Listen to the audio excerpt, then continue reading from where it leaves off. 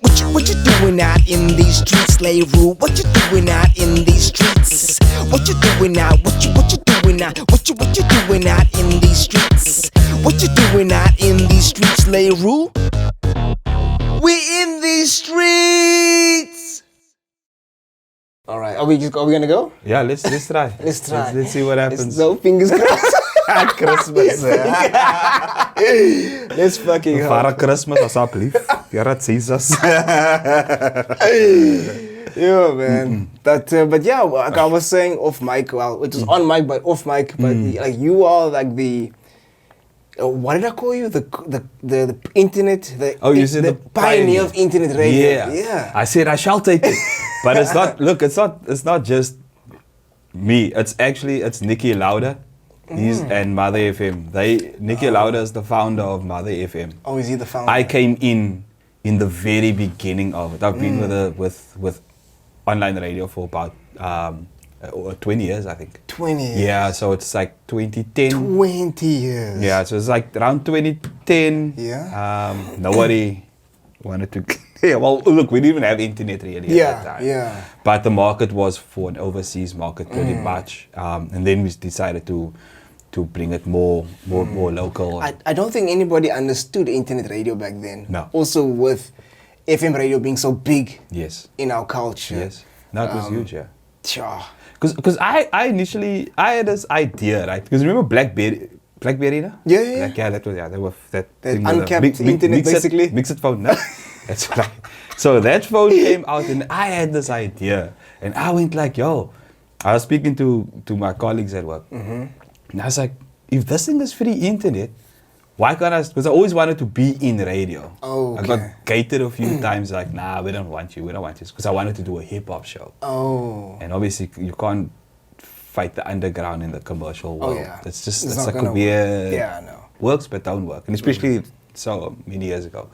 So I wanted to do, so I was like, why can't we do a radio show with this BlackBerry thing? Because it's most free internet, isn't it? That's smart. But nobody is smart. They were just like, nah, you bullshit. Like, what is this? What are you talking about? But then I found Mother FM. And I found Nicky Lauda. And I was like, yo, man, been playing for a while, can I get onto this platform? And he's like, but why? Of course, why not? Like, come through. Like, how long you been playing? What's your style? I said, nah, like, obviously underground hip hop, trying to, if I can get it, I'll play local stuff. And he's like, yeah, no, cool. Went through, met with him, and then he said, no, it's chilled. And then I just never stopped. I've just been with Mother FM ever since. Wow, because I remember back then you had this banner, this huge Mother FM banner, this white and red banner, and like, I don't think anybody understood internet radio, man. It was something foreign back then. I think that was the only internet radio station that I was aware of at the time also. Yeah. Because you were on it a few times, right? Yes. When you were dropping those albums back then. I remember way back in the day. So, because that was the whole plan with the internet. Because obviously you gotta, I don't know, I just like to, well, at least I believe I'm forward thinking. So, always wondered, where's the next? Hey, that's myself. Yo, bro, work in television. And dan put this phone nog in an interview. Anyway. The pioneer. Jeez. So, sound off. Yeah, mute. So that was my plan. Like, obviously with anything, it will fade out at some point. So I was like, okay, cool. If I keep duck with like FM radio, then maybe they'll give me a slot. But I never really tried, to be honest. I sent out like a couple of CVs, got a few responses back, but nothing really. But then I was like, this thing's gonna fade at any time. I mean, YouTube was starting to bloom at the time, and I was like, well, if YouTube was going, if this one, that, all these things. Facebook wasn't out yet. Oh yeah, that was pre-Facebook. Yeah, it was pre-Facebook. Shit, bro. Yeah, it's a long time ago. She's too young for you. And then I was like, okay, cool. Well, then why not? Let's go to that platform and try and build something. And if it, but it was more like, it's just more fun for me to be able to do, just like same with everyone who's doing podcasts and things like now. Which I think is great. I think the more we have of something, the better. Because you buy into it a lot easier. A lot easier. Yeah, man. I enjoyed it. Yeah. But let's go back to your DJ career, because that's when I first met you. Yeah. That was like, I think it was a African hip hop in Durban. Yeah. That was, I don't know which year it was, but it was early 2000s, I think, at the Cape Good Hope Center. Yes. You were competing, and I think Dieter was there that year. Yeah. And I shot to Dieter. I haven't seen him since Van Riebeek was here. I was gonna bring him with, but he didn't Really? respond to my message. I haven't seen him since Van Riebeek was here. It would be cool to see him again. Yeah. And then, like, okay, I have to say, like, you're one of my favorite DJs, bro. Like, for real. Like, people don't understand, man. Like, there's a category for me of DJs, like, where you, like, when I'm at an event or a club or something, and then, yes, you listen to the music and the music is pumping, but there's only a handful of DJs, less than a handful, like, that I can count, where I was at a club or an event or a party or something that I would hear the DJ playing, and I'd hear the mix so good that I would want to look and see who the fuck is playing. Like, you know that feeling that you get, like, and I'll never forget this one time. Like, I've heard you play before and it's happened before, but this one specific moment, like, I was at the waterfront, the rooftop party. I don't know what the name of the event. I only heard about it that day also. Yeah. And I rocked up there and I didn't know you were playing. And I had a great time, and I was sober like that. I didn't even drink. Yeah. and I heard this mix, and I was like, "Who the fuck is this?" And I went over to find the DJ. Where's the booth? And I see you. I was like, "Oh shit! Like, why am I not surprised?" Thank you. Why am I not surprised? No, like, you. No, you know the funny part. I was playing an impromptu set. One of the boys, our old school boys, they had a braai. Well, we were supposed to go get a computer, but ended up DJing over the weekend. And then DJ Fabian, and he's like, that set was so dope. You got a very like unorthodox style. Like, it doesn't make sense, but it makes sense. So I said, you know, that you actually, like, you explained it right. That's always been like my, because here's my thing, man. Like, what is the point of giving yourself a name, an alias, but you're gonna be like everyone else? Yeah, that's so true. Yeah. So I come there, oh, look at me, my name's DJ Juice. Yeah. But then I'm still playing the same tracks and every other dude is gonna, I'm not gonna stand out, no, like you were who's it? Wait, what's going on here? Yeah. You gotta be, so I would do like silly, stupid shit, like playing the most random, weirdest song. Yeah. Out of nowhere. It's not just that, it's just the way you mix the songs. But yeah. But it's been planned. Yes. You know, sometimes I come up with it on the fly and I'm like, yo, okay, that was nice. Yeah. But most of the time it's planned, you know, the practice part in terms, which I also don't. Oh, I'm the worst. I don't practice. I should have been a world champion, but yeah, if I practice, but I don't practice. But yeah, but I guess that's why I enjoy DJing also. Yeah. Firstly, like, I can see. Yeah, like I just enjoy it. Yeah. Like minus the monies and all of that and fame. Is it fame? I don't know. I think whatever you you call it create, or for having followers and those kind of things. I just enjoy DJing, and I think that like you have to give. It's a job that anyone can do it, right? But I would say like. Well, not anyone, but not anyone can do it well. Yes. But that's why for me, it's like these people are paying, if it's 50 rand to come in to the club, or it's 1,000 rand to go to a festival. They're paying a lot of money. Yes. So you can at least just put in that little effort. I'm not saying that my sets are always perfect. It's not always great. Sometimes it's like, oh, okay, that was shit. But that's objective, right? Yes, I guess so. Yeah. Yeah. So I think that's my main sort of motivation is to give people the best time that they could possibly have. You know, even if it's just that 10 minutes or something. Because everyone also goes through a lot of kak. Whole day, every day. Watches crying, children is cacking his pants broken, don't have shoes. this bra he just wants to go out for this. And Now, just this forget is his about one it. moment Yeah, yeah. in the last year that he now could get to go out and have a liquor time, and then you come and you fuck up his night. No, you know what I mean? I will look at those kinds of things where I say like, nah, That's maybe dope. even if I'm just Yeah. not doing the most technical sets, or I'm just playing music, but choosing it right and Yes, making sure yes. that people are having that liquor time. And if you don't like, if you don't like it, that first 2 tracks, I guarantee you will like the Yeah. next half an hour. But at least I got your attention. Exactly.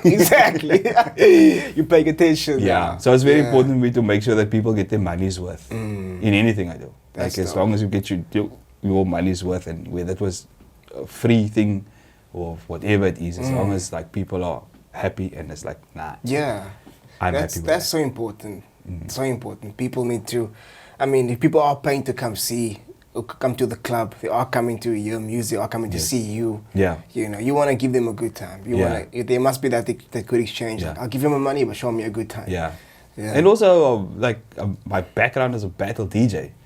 Yeah. So when I step up in the club, you know it's all nice and like, hey man, how you doing? I'm still going like, hey man, I need to fuck you up.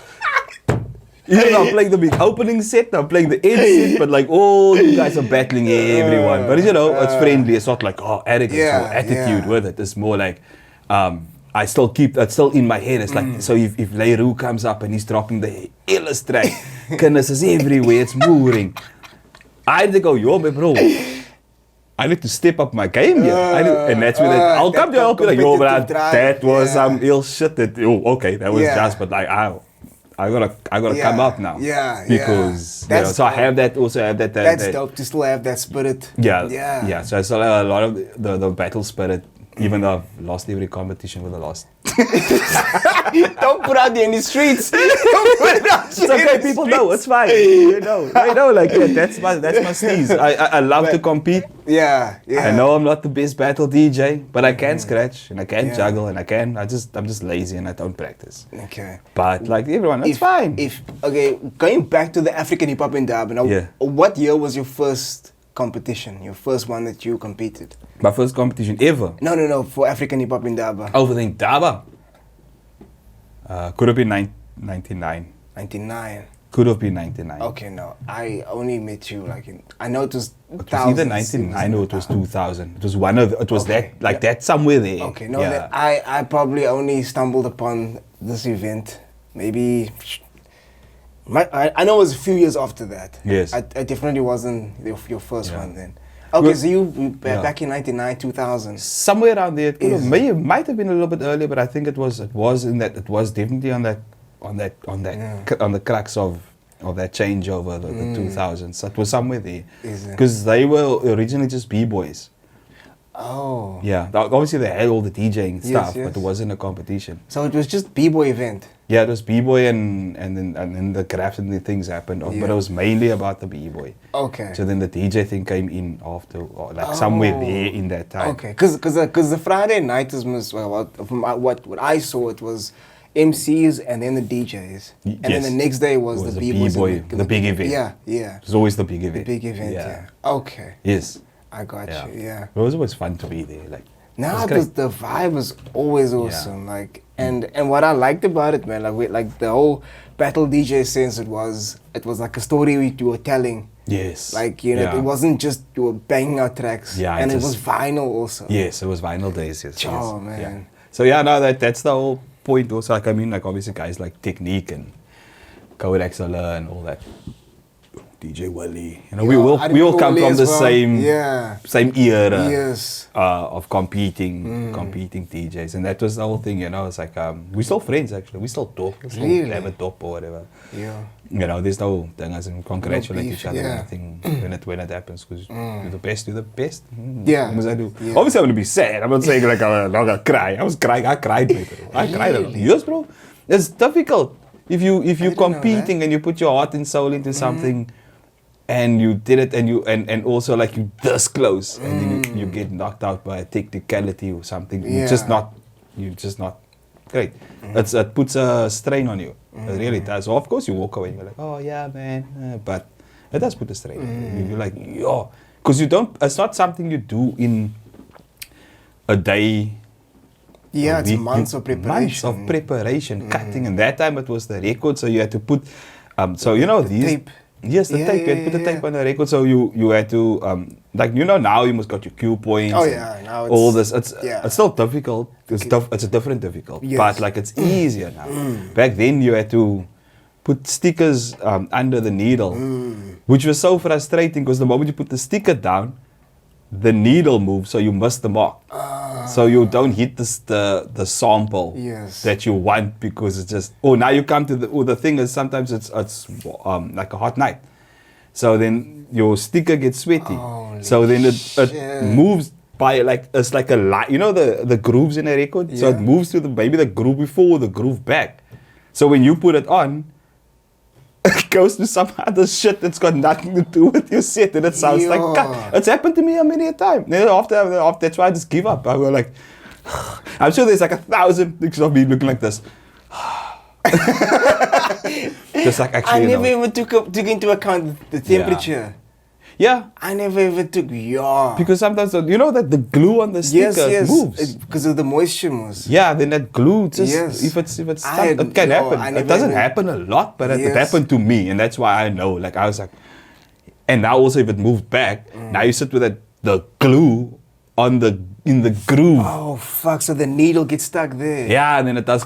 Oh yes. Now it sounds like it's a technicality, and there's nothing you can do about it. Fuck. Because your 6 minutes is, and you can only find that out now. Your nerves is cacking for the last 3 hours. Yeah. Because like, DJ Bell's gonna start, and now the next and you're like, oh fuck, okay, cool, 3 beer.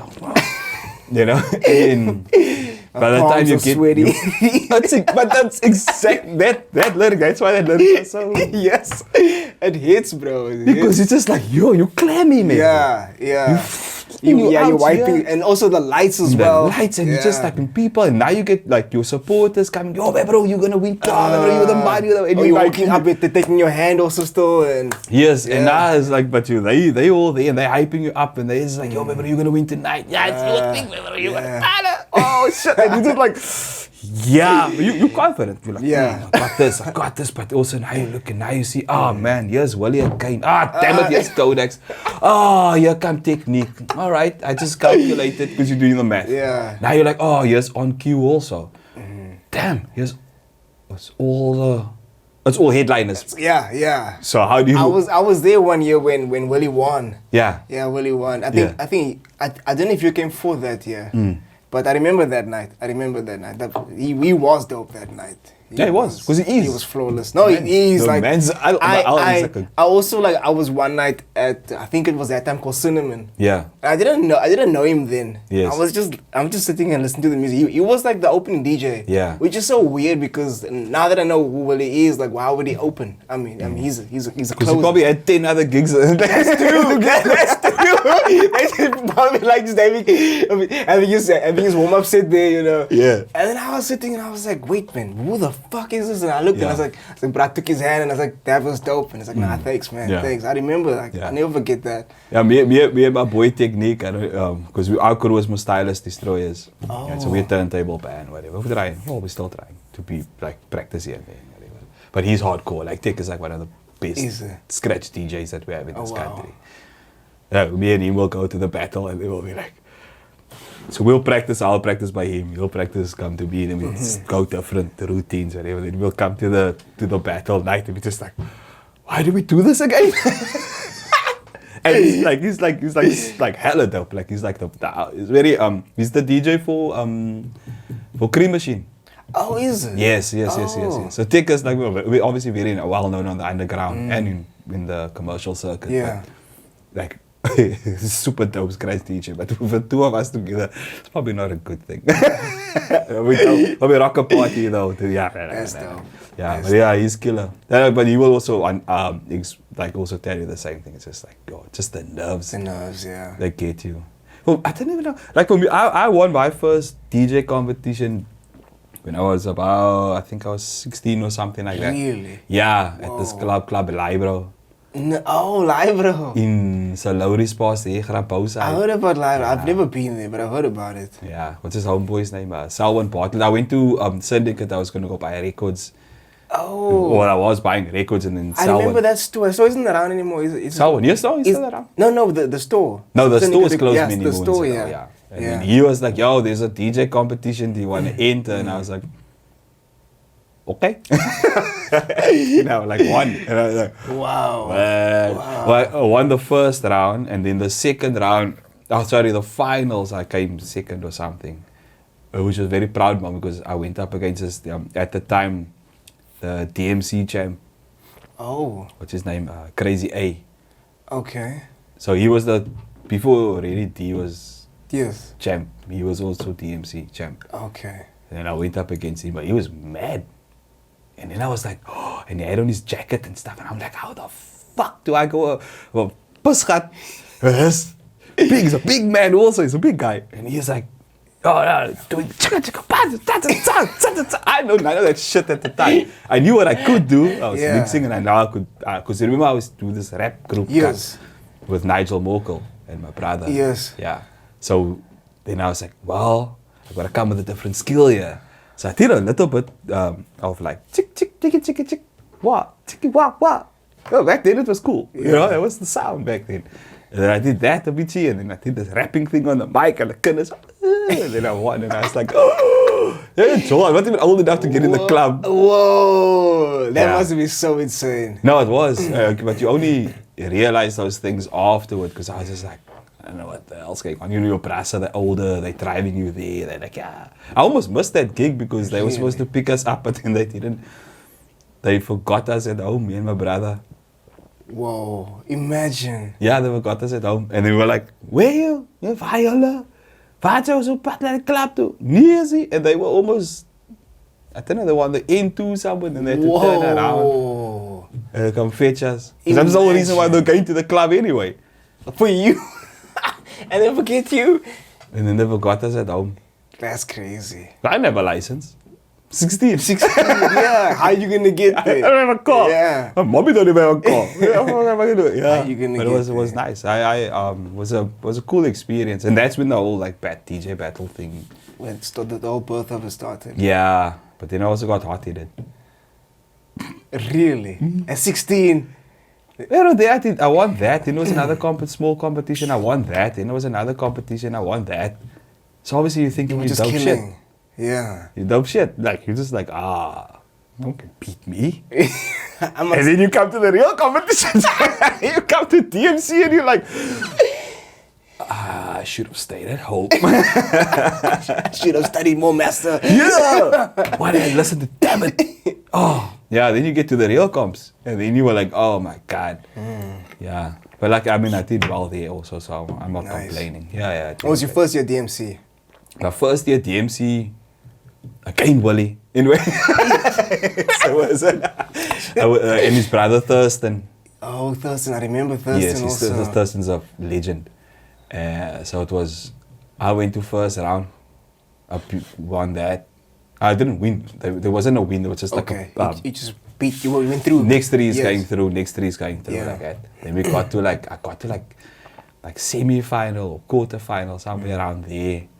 And I got knocked the fuck out. I just hear this, hey, Willie, oh god damn it. Who's this guy? I need to become his friend. And then, so Willie and Thurston, but Willie, then they went, that was 99 actually, Oh, wow. 98, somewhere around Do there. you guys like, when you see as you become his friend, do you guys like share techniques and learn from each other? Yeah, we got like a WhatsApp group. Oh, really? Yeah, and then we just like, okay, cool, yeah. So I don't, because like I said, I don't practice, but like technique and the rest of the guys and like John and them, they will, and Luwayne and those cats, like they will put up like tiki, and yeah, here's this new cut, and I'll just be like, yo, that's nice. Oh, I'm just gonna watch this Netflix now. Yeah. No, but even back then, there was no WhatsApp back then. No, there right? wasn't, yeah. So you guys get together and So if we could, then we'd have, if we could, because remember, I'm in southern suburbs, Technique is southern suburbs, On Q's also southern, and then most of the guys were northern, so they would have like a thing, but if you could stick it, you stick it, you know what I mean? But yeah, I never really, back then, yeah. Now, yeah, we'll have like jam sessions wherever we can. So the boys will call you, and then they will always like try and put a jam session together. Just put up a Nice. bunch of decks.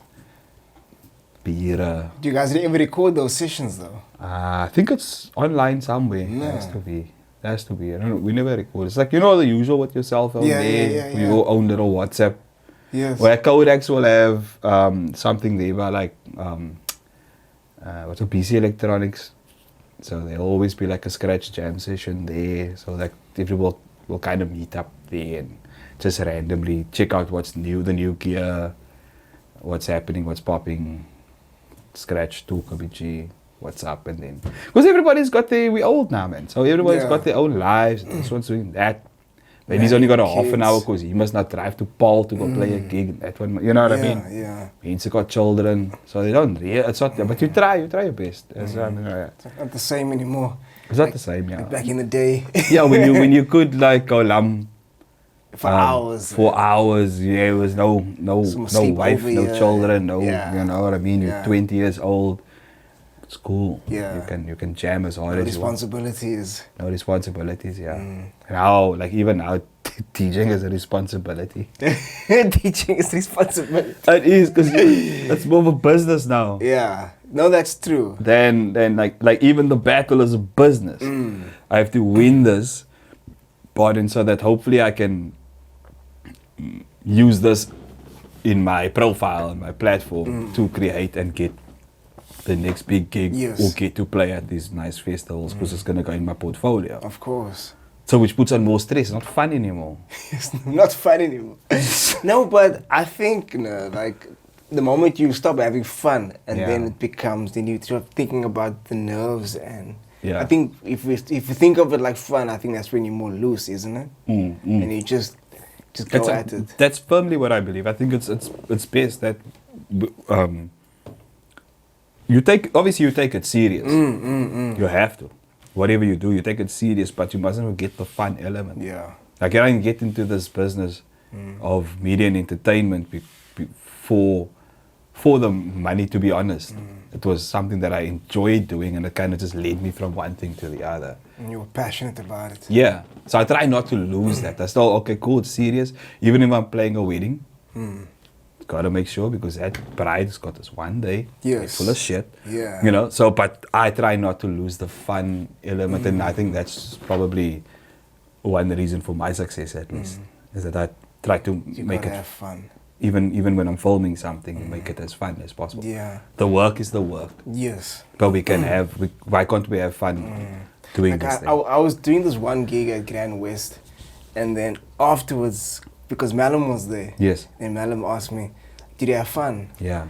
And I was like, "No," because I was too nervous. You're nervous, you're stressed out. And then that made me think, like, fuck, I can't think about consequences too much. Yes. I need to be relaxed and have fun. Yeah. After that, just changed my whole perspective Of performing and Yes. just enjoying the music, because it's my moment as well. Yes. You know, I'm having Yeah. fun. I'm there Yeah. to entertain, but it's fun for me too.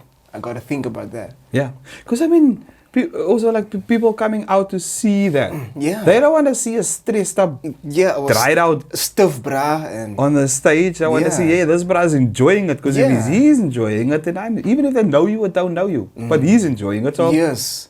I'm gonna enjoy it. And they can tell, man. Of course, they can walk tell. away, They they can go. pick up. They can pick up your vibe, your energy. Yeah. Yes. So you were 16, right? Yeah. First competition, you won that. But when did the passion for DJing start? It was around 14. That's when I started. My brother and I. 14, Yeah. okay. 13, 14. That's when we started the DJing thing because we were in a rap group, man, called Vice Versa with Nigel Morkel Okay. and my brother Asif, and then Nigel had a cousin Andre Maggot. That sounds familiar. Yeah, Grassy Park. He used to play all the big clubs back then. So he's got all the dope records. So he said, leave this rapping thing. It's not gonna make you money. You're not gonna get paid with this rap. He's right. You will agree. Yeah. You will agree. So he said, why don't you come learn this DJing thing with me. And I was like, oh, but I want to be a rap star, you know. Be in a music video. Yeah. Be on TV. I wanna drop metaphors. So and then Megan says, come check it out. Just see if you like. Went to his house. He then puts on a record. But I don't know, maybe he had other plan. He passed away, sadly. Oh, shame. Many years ago. And then, so he was our DJ mentor. So he said, now mix the song. I was like, okay, what must I do? And he's like, nah, okay, fader here, that there, push a thing, timing, all this nonsense, and then bring up the faders. I was like, okay, cool. So on the first jam, I get it right, man. Like Peter's fast, you know, I never get this TST fever posse. And then he said, but then, now it's obviously an easy beat to mix, that's why he gave it, because it starts out doop, doop, doop, and then it's an easy beat. So he's like, but it's there's in my bro. Just DJ, my bro, DJ. And I was like, nah, I want to be a rapper, whatever. But then, when you touched it, I think it was probably that moment there, somewhere around that, when you, ooh, this is nice. I got vinyl, things, right? I can touch things, yeah. You know? And I think maybe it was then, but it wasn't really button. But you went home and you were like, oh, I wouldn't mind. Oh, okay, that's a nice thing. Went back to his place, practice a bit more, got your own stuff, half-ass shit. My brother and I started DJing with video machines.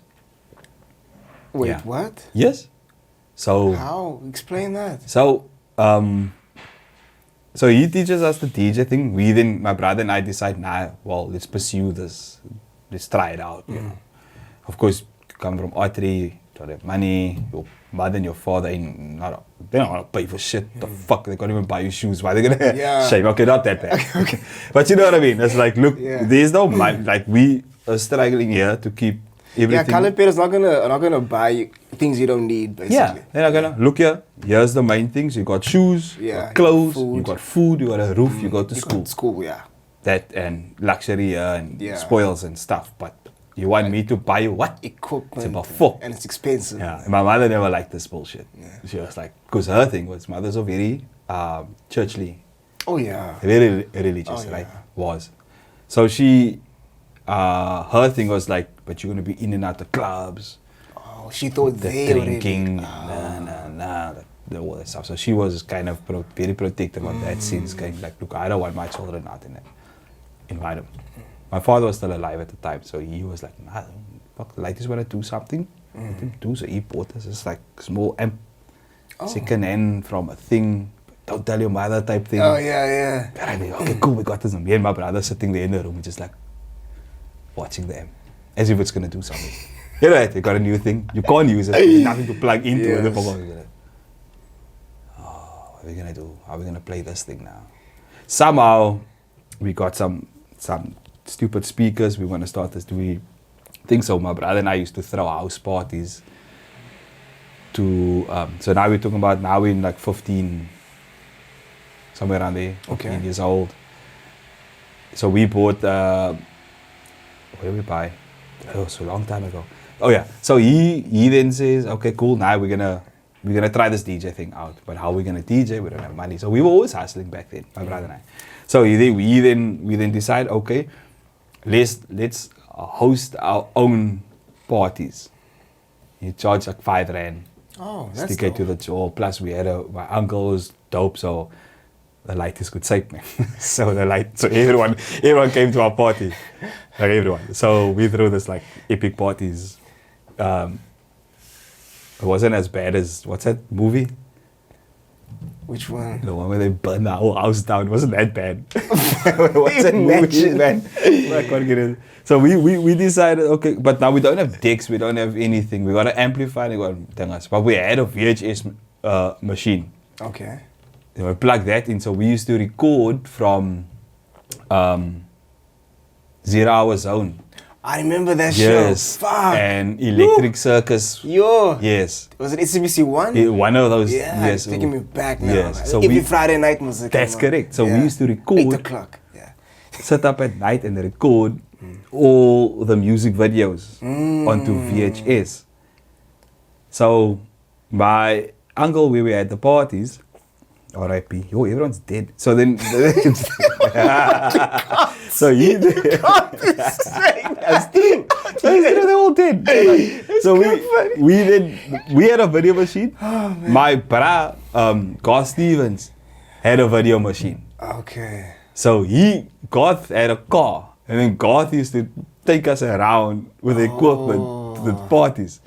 So then, he took his mother's video machine, like just took it, and then we used to have these parties in Steenberg. And my uncle obviously has a video machine. So they took the two video machines, because I mean, video and audio, just take the audio out, put it into this mixer that we had, this AMP mixer, take the audio RCA out, put it into the mixer. But now, you can't cue it. So we had, yeah, you can't. So then my uncle had a video machine. So if my brother's DJing, then me and Garth would then go and run to the other video machine to go and find the song. Whoa. And then give it, and then takes that tape. Now we know it's on it's like 20 minutes in. Okay, cool. Woo, give it to him, and then he would mix it. And that's how we started DJing. Whoa. Yeah. So and then we just obviously bought more equipment, got turntables, blauwpangs, it was shit. And I remember this one gig we did. My brother comes in and I'm playing. It's klopping. It's some high school. Fucking middle anyway. And DJing, my brother comes in. He's like with this big smile. I'm like, what is he doing? What's he got? He's walking like this. He's a big guy, so like, he's walking like this. I'm like, what the fuck? He comes up in the middle of the jaw, bro, and it's klopping, the jaw's moving. My brother's, yeah. I said, what the fuck? It's all 1200, bro. You know, that's like the ultimate turntable. In the middle of the jaw. We say, fuck the shit, unplug me. I do not just the unplug. Yes. I'm not gonna let this stuff sit there. Unplug it, kak. 2 minutes was not gonna take long. Yeah. Unplug that shit, my bro. I'm using ESL 1200. Oh, yeah. Next level. No, they were next level That's after that. tough. Now we loved it, yeah. Now this is a very interesting DJ That's career. crazy. Yeah. Like, if everyone has a story about starting from a point, like an unorthodox point, like, I mean, that video story, that was crazy. I wouldn't even think that you started there. Now my brother and I used to walk, because remember, records are expensive. So we used to walk from school home, and from home to school, because my mom used to give us our taxi fee. Okay. Then we got clever, so we decided, save the taxi fee. And remember, we live in Ottery, we went to school in the retreat. So you walked? So we walked. Just to save the money? Just to save, so that at the end of the That's week, we crazy. can go buy us one record. Wow. And that's how we built our record collection. Yo, that's hustle. That's respect. And then we got clever and we got bicycles. Because you had to build your own. It's not like you can just go, Mommy, buy me a bicycle. That's not going to happen. Nah, so you had to find your own maneuvers and your own beats. Yeah. Slat a paar wheels together on a frame. Really? You did I that? got a ketang there and a steering wheel. Wow. And then we slat and we had bikes. But then we got into the biking thing and we became this, mongoose, trick bikes. Oh, we into that as well. Yeah, what do you call them? It was hip hop. Yeah. No, I remember like that, the mongoose. Yes, what are they? Roadmasters. Yeah. Roadmasters, yeah. Yes. So we did all that stuff, and then we just saved the money for records, buy equipment, save the money for records, buy equipment, and then we started playing like. Then we were playing like we were playing like from the yard. Like I remember, like we were playing with fucking gangster and like with the mongrels and shit. Really? Yes, bro. We were playing heavy there in the Flitzer. Gotta start somewhere, my nigga. Heavy. Yes, and then obviously. Weren't you like scared as dangerous? No, we were kind of fear like. My mom and my dad were well respected. Okay. Just as for being them. Okay. So they were like, that they twee broodjies when I DJs. Okay. Got you. Yeah, you were just playing, so it wasn't like, because we grew up in that area. But now if you DJing, you playing there, then the other ghettos find out, and then you go, then you all of a sudden. Oh. So, like I said, but like it's funny because it's great also because it teaches you also that, like, it weirdly humbles you. It's like I can do that, and I can go play at the fest, go play at Daisy's. I got no problem. I can play at the fancy restaurant in town. At It's the wedding. I can do the wedding. I can play in whatever. In Joburg, I can go play Durban, I can play PE, I can play anyway, you know what I mean? Because you understand, because that's the one thing that this DJ thing has taught me, is like you understand people. If you want to take note of that part, you start understanding people's mannerisms. That's true. Very easily. Because you can see their mood. Because you play, you in control, you playing the song. You can see where it's going to go. You can see the boredom in someone's face. You can see when they're going to get angry. You know what I mean? So you kind of weirdly learn these things as because you also have to interact with a client, whoever's booking you. So you got to know them. Some of the clients are nice. Some of them are not so nice. Some of them are very difficult. So you got to understand all these different elements of the DJ world. Basically understanding human behavior. Yeah, human behavior, yeah. Playing to the crowd. Playing to the crowd, yeah. So, I mean, that's why they always say, like, it's easy well, when we say easy, it's not that easy, but easier, I'd say, to do a big festival with 20,000 people than to play a house party with 30 people or to play a restaurant where there's 15. I get that. Yeah. Harder work. It's a lot harder work. But then again, now that you got 30,000 people saying you bullshit. I don't think everyone would say you bullshit. Yeah, 30,000. I think maybe like 20.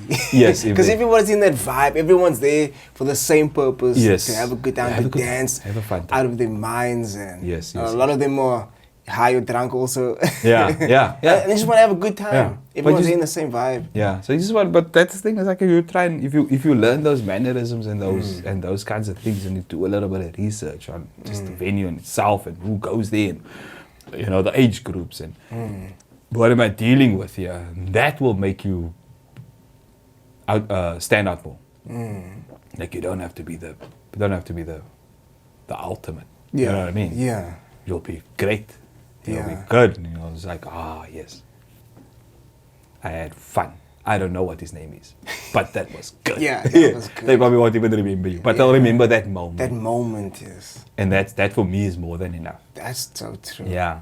That's so so like, true. I don't want to walk down the street every 2 seconds. Juice, yo, man. Juice, yo, man. Yeah. I don't want that. Yeah. No, I just want to do my job, get my money, And go home. yo, and save that money out. That's all I want to do. Like, maybe, you know.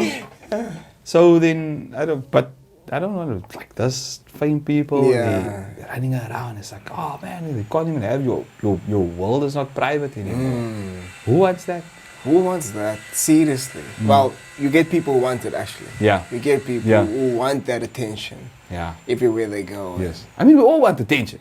Yeah. But for me, it's But not there's the levels. Yes, the attention is more that there's being recognized for what I do. That's the attention that I want. Not the, oh man, he's so cool. That's useless. Yes, that is. I get paid. Yeah. Yeah. Get recognized by the right people. They go like, this man's doing a good job. I would like him to be a part of whatever I have going on. Yeah. You know? That's the attention I want. Not, oh man, take a selfie. Yeah. Yeah. It's like, imagine you go to this place because it's your favorite spot and you can't go there anymore because of everyone just want to stay or take photos or bombarded with things and that. Yeah. You know, so that's the main reason why I don't. But anyway, my whole thing has been shifted, like, from the DJing. Still DJing. Yeah, but you have a different focus now. Yeah, my focus is just purely on my filming. How did that happen? How did that transition happen? Filming is. Honestly, don't know. Because I didn't even know you had an interest in filming. Oh yeah, but I've been doing it for 20 years. Really? Yeah. I didn't know that. Yeah. I know the My plan was when I was a child was to become an electrician. Oh, That was my thing.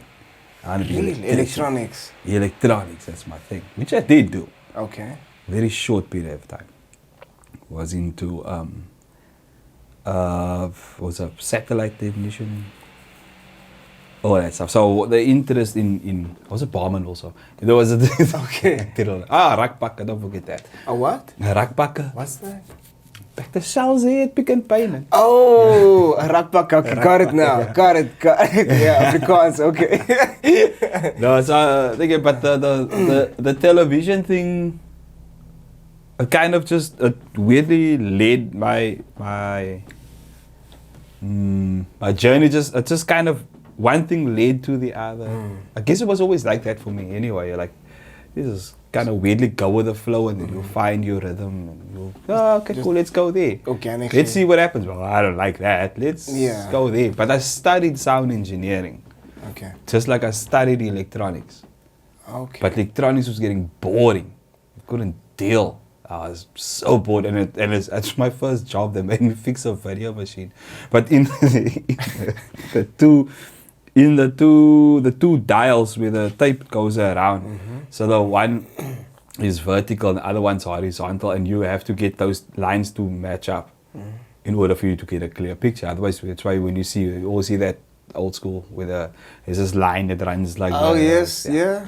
So you must say, now you can't. I get frustrated. I'm like, it just didn't work. I just went there and I said, I'm sorry, I can't do this job. I'm sitting like this actually. Really? I did this a few times. You're the boss, man. And I thank you so much for the opportunity. But it's not for me. I think I'm lying, because what is the point? I'm going to waste another many years, however, and be stuck in the same thing. So but then because of the DJing, I guess, I just had a keen interest in audio production. So I studied audio. I got a job at the college. So I used to run the what do you call this? Studio? The gear studios, the Oh, gear, yeah. all that stuff. So I used to look after those Oh, things. okay. But there's two things you can do. You can sit there and just do that, or you can sit there and learn. So I sat and learned, and partied hard. But but I learned the gear, and I learned new things, because I didn't know anything about cameras. I would just know audio. That's my thing. I know what contents a microphone, bro. You know what I mean? I know I got XLR you. cable, right? I got you. So, but I mean, Yeah. I was like, there was all these other things. So, and also like but I wanted to be, when I moved to audio production, I wanted to do live audio, concerts, mixing big bands and shit like that. Because I'm not great at computers and that. Okay. It always confuses me. So, but there I was stuck with all those cameras and all these things, but I was still very much focused on the audio side. Then, but obviously I had an electronic background. So why forget about the electronic background? Why can't you just bring that into the audio side? I can just fix things now, and I can operate it. That's kind of why I got the job. But then, then I learned that there was other things. There's lighting. There's all these different things. But because I have this electronic background, I'm able to fix the problem. The solution is the same, or the problem is the solution is the same, but the problem is different. Just that is the light, and that was maybe a I don't know, a mic, but it's all electronics. It's the same shit. Current goes in, current comes out. That goes there. Clack, clack. So I then went like, oh wait, this lighting thing. But then I learned, oh wait, but you get different lighting techniques, and a camera is not just a camera, I was like, oh shit, let me play with this stuff, because I have it. It's mine, technically mine. Yeah. I all day in this thing from 9 o'clock till 5 o'clock. There's only so much you can do before you get bored again. So I started learning the stuff. Then I went to the head people, and I said, I want to learn. Can I further my audio engineering? So they let me work there, and that would then pay for my second year of audio production. Oh. But I got the audio I didn't really like, because then I not didn't like, but it's just like I want to know more about this other thing. And then I studied. Then they let me learn camera directing, camera work, and lighting. Wow. Yeah, so I took the opportunity. So I worked, and then I did the classes, did the test, and all the other bullshit that came with it. But I was still just doing the gear for like another 2 years until my good friend Byron Benjamin, he's a director. And then he called me up and he said, don't you want to come here to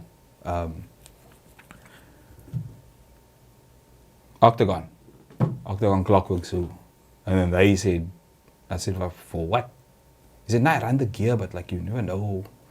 So I said, alright, cool. So then I just learned a different structure of booking gear out. It was obviously a bit more professional, because this is a massive television company that did all the big shows and all the big kid shows at the time. And I used that opportunity to get in and learn more and become. So I did audio, as most television camera oaks will tell you, like you usually just start as the audio guy. Yeah. So you're the boy, but you need to be good at audio. Yeah. So you will do all the carrying, and so because audio in television, you do the audio, one sit down interview, for example, like this, but that's gonna say, for example, that's a half an hour. Let's call it a half an hour. But then your job is finished. So what you're gonna do? You're just gonna sit there. No, now you must carry the lights. You must put the lighting up. But instead of going, why don't you just learn how to set up the damn lights? Now you learn 3-point lighting. Now you learn this, that. So that's how it got it just progressed from one thing into the other, where I found more interest. And then obviously when I moved over to that place. What place? Yeah. So then Wait. Let's try back. You pulled your face quite dramatically there. Yeah. Which place was this? My last place. Are you allowed to mention? No, I can, bitch. I just you don't. But anyway, so when I moved there, so I'll tell you after the thing. So when I moved there, so I moved there as audio initially, and then as time went on, and Byron again said, so Byron went back to becoming a live director, because he and I were a team on location. Okay. So then he then moved back to live TV directing, and then so I trained under him. So he taught me a lot. So I then became a DOP insert director. Oh.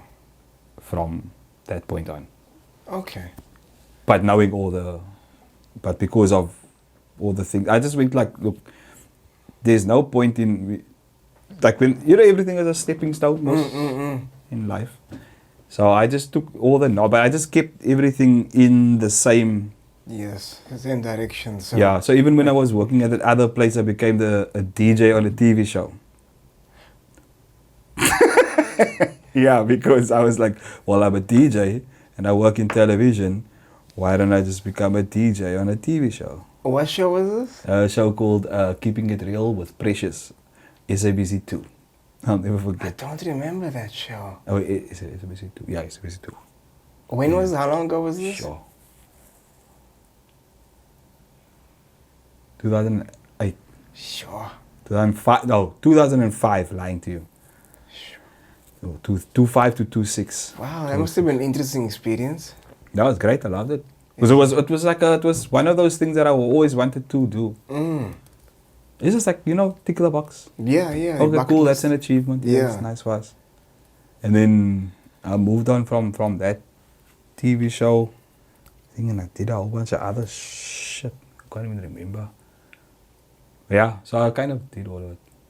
Well, everything that I want to achieve. Yeah. So yeah, I just took the DJing, put it into the TV thing.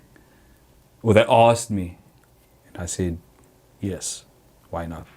And then I was like, okay, cool, well, finish with that. So let's move on to what's next. Wow. And then, yeah, so I just take things and just it kind of just moved its way. But the thing is also like with kind of how if I think about it now, how I actually got into the television industry is because my wife saw an ad, and then she put my CV into the initial job that got me into the thing, and she said, Oh wow. yeah. Because it was never thought to work in television or to become a director or to be a DOP or to produce it. It was never in my cards. I was focused. I remember the first was focused on this rapping bullshit. Yes, and then DJ. Then I was focused on this DJing thing. Yeah. Which all kind of worked out for itself. Because even with the rapping thing, I at least dropped one song on an album. Really? Yeah. What was it called? It's Find It in the Streets. It's cool. I don't know where it is. It's under under Heal the Hood and them. Nick and Fana. Heal the It was like a Hood. Vernac track that we did in like 99 somewhere. Really? 99 was a I'm good gonna year. make a note of this. It was a good year. I like Yeah, so we dropped that track. Me and my homies, so they did Xhosa, No. and the other one did Zulu and Afrikaans, and then I did English Afrikaans.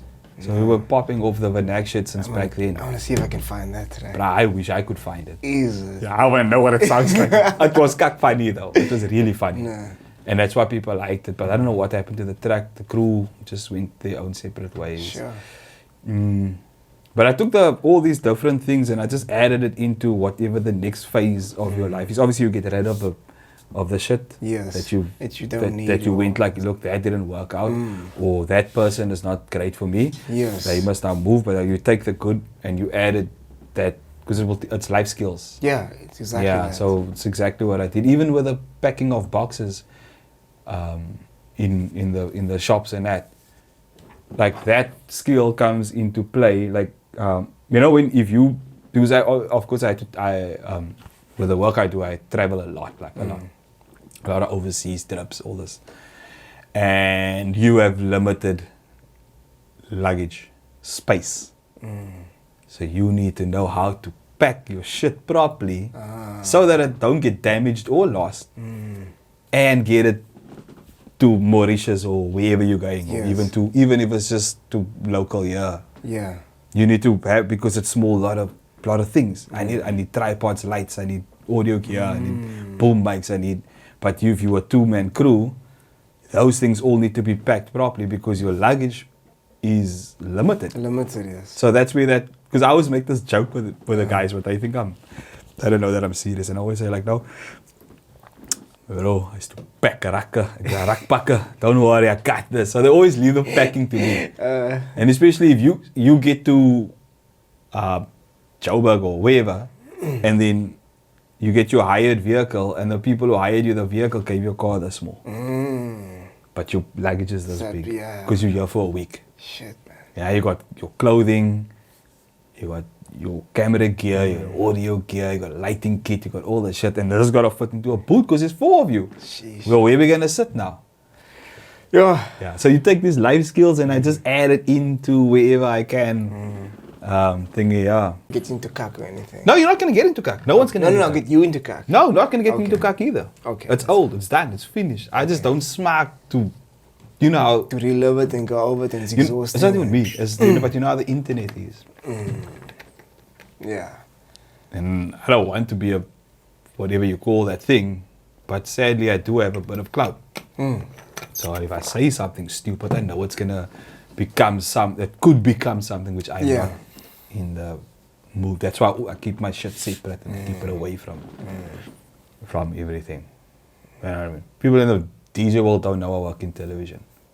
Really? Completely don't know. There's a few that know. Wow. It's not for them to know. It's for me to know. Interesting. Yeah. People are shit. People are cack. I'll put that live that you can. Heavy. And then because what they do is people will use you. They'll use you for whatever you have and for whatever you want. And you only when it's beneficial to them. It's not a problem. We all do it. That's how it's humanity. But some of them are just too cack. They only want to skit with you when they know that. But if you ask them for one thing, which we all experience, Hey man, can you just do this for me? Too much effort. Yeah, man. That's why I keep my shit. Like, oh yeah, be DJ, because I can be a clown when I DJ, man. I can be a clown when I teach. That's true though. I can be a clown if I feel like fucking, that's clown shit. Look at me, I'm dope. TV Kaka's business is work. I'm gonna act like a clown there. But DJs also work though, right? It's work, but Yeah. I can be a clown. You have more room to be yourself and Yeah, yeah. because you were character. You remember Juice is a name, a Yeah. thing, an alias. It's not called. Doesn't have to be called. But don't you find that you're expressing yourself through that name, Juice? It's not just, it's still you, you know? Yeah, it's your alter ego. Yeah. So it's the other person that you wouldn't normally put yourself out to be, but like you were saying, it is you. Yeah. It's definitely you. Whatever your alias is you. That's why you picked that name. You know why you got that name. I mean, sometimes the name just came to you, but it was chosen for you. If you want to get deep and philosophical, this bullshit. No, But like, you know, it's a part of you, but you can clown that shit, man. Like, you can exaggerate it. Better term. Okay. Yeah. Got you. You can exaggerate that. They're like, because you want everybody, you want to shine and cock. But wouldn't you want to be the same person everywhere you go? Yeah. Yeah. I believe I am. Yeah. So I want to, but it's again, it's the alter ego. It's a different side of, because everybody has a few personalities. No, for sure. It's like, I don't know you that well, so I can't be too much of a crazy bruh. Yes, because yes, you yes, might yes. not understand my crazy. Yes. And you might interpret it incorrectly and Correct. take offense to it or something. Yeah. I get that. I get that. Heavy. But again, I can be a clown and a DJ. Well. Yeah. Yeah. So okay, so you've done, you filmed overseas as well, right? Like you said, Dubai, Mauritius. Where else have you been? Turkey, Seychelles, Abu Dhabi, Israel. A lot, yeah. What were you doing in Israel? Israel, I was filming for my sister's plug. No,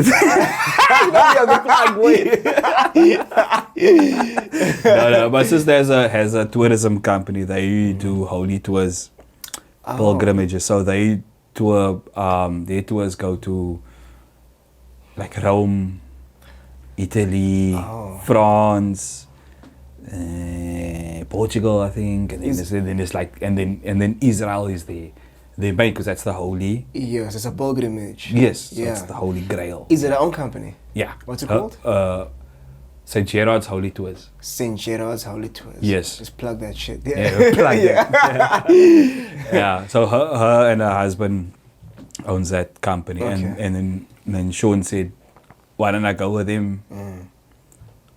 Would I mind, to film some, like, document the experience?" Yes.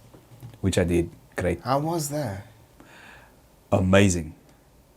There are two things why it was amazing. The one is I got to film inside the tomb where Jesus rose. Really? Yes, and I was one of like probably 2 or 3 camera people who ever in the history of. Whoa. You're not allowed in there with cameras. Why did they make an exception for you guys? Just cool.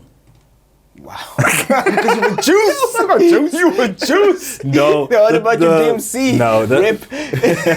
The tour guide that we had he's a very well connected dude. I can't remember his name. Oh, it's on top of my tongue. Anyway, so he's a very well connected guy, and he's got that swag, man.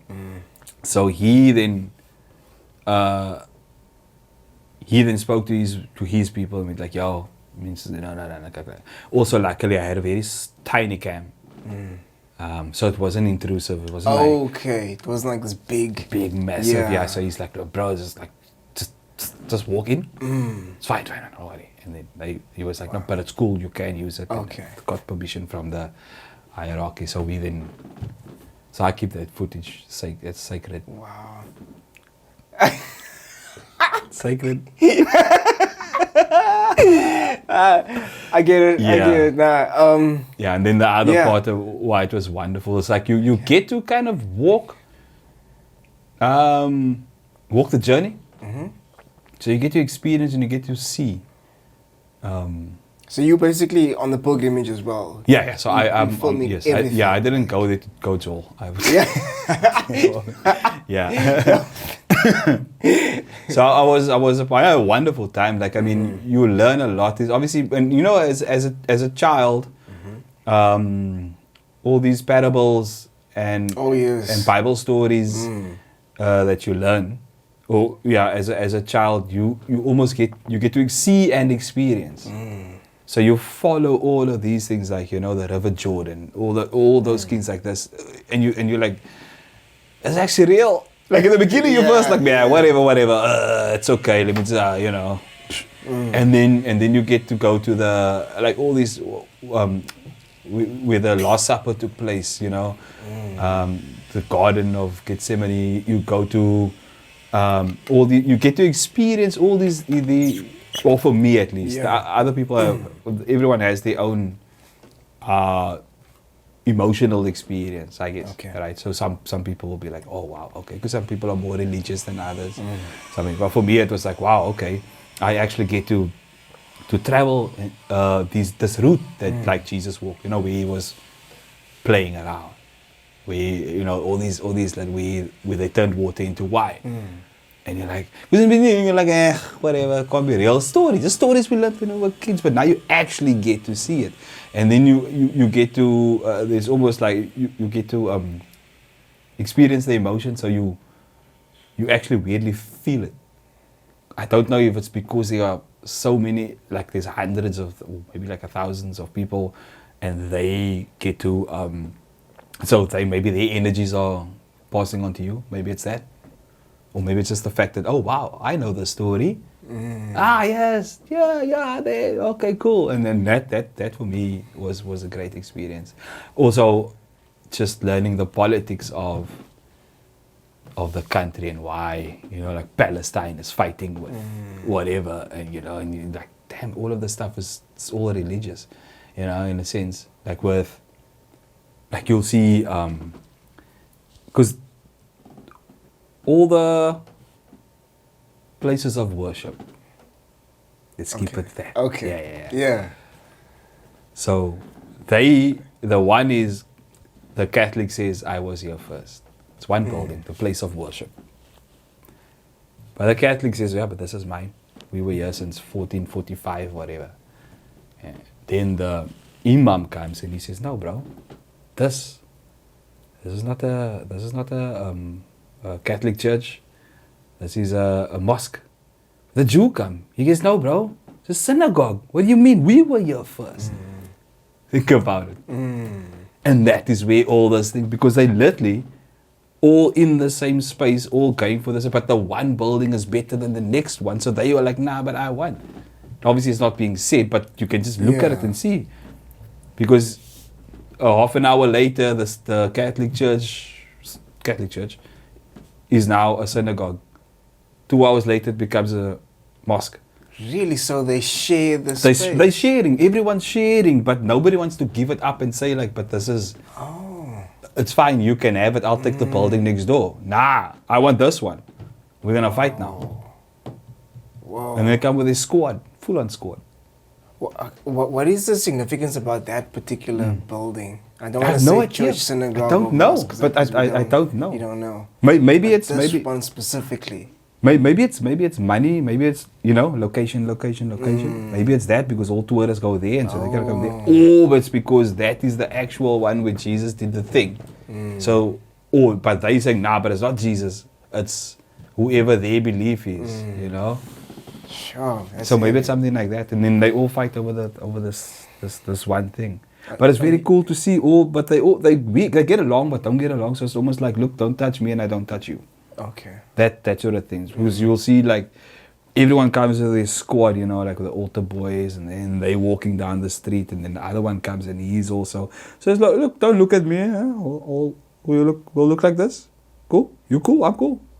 Sheesh. That's fucked It up. can get rough. Yeah. But when I was there, it didn't get rough. Okay. But there is that, like, that tension. yeah, this is my street. And then, like, they will sing there. I don't know, what do you call it?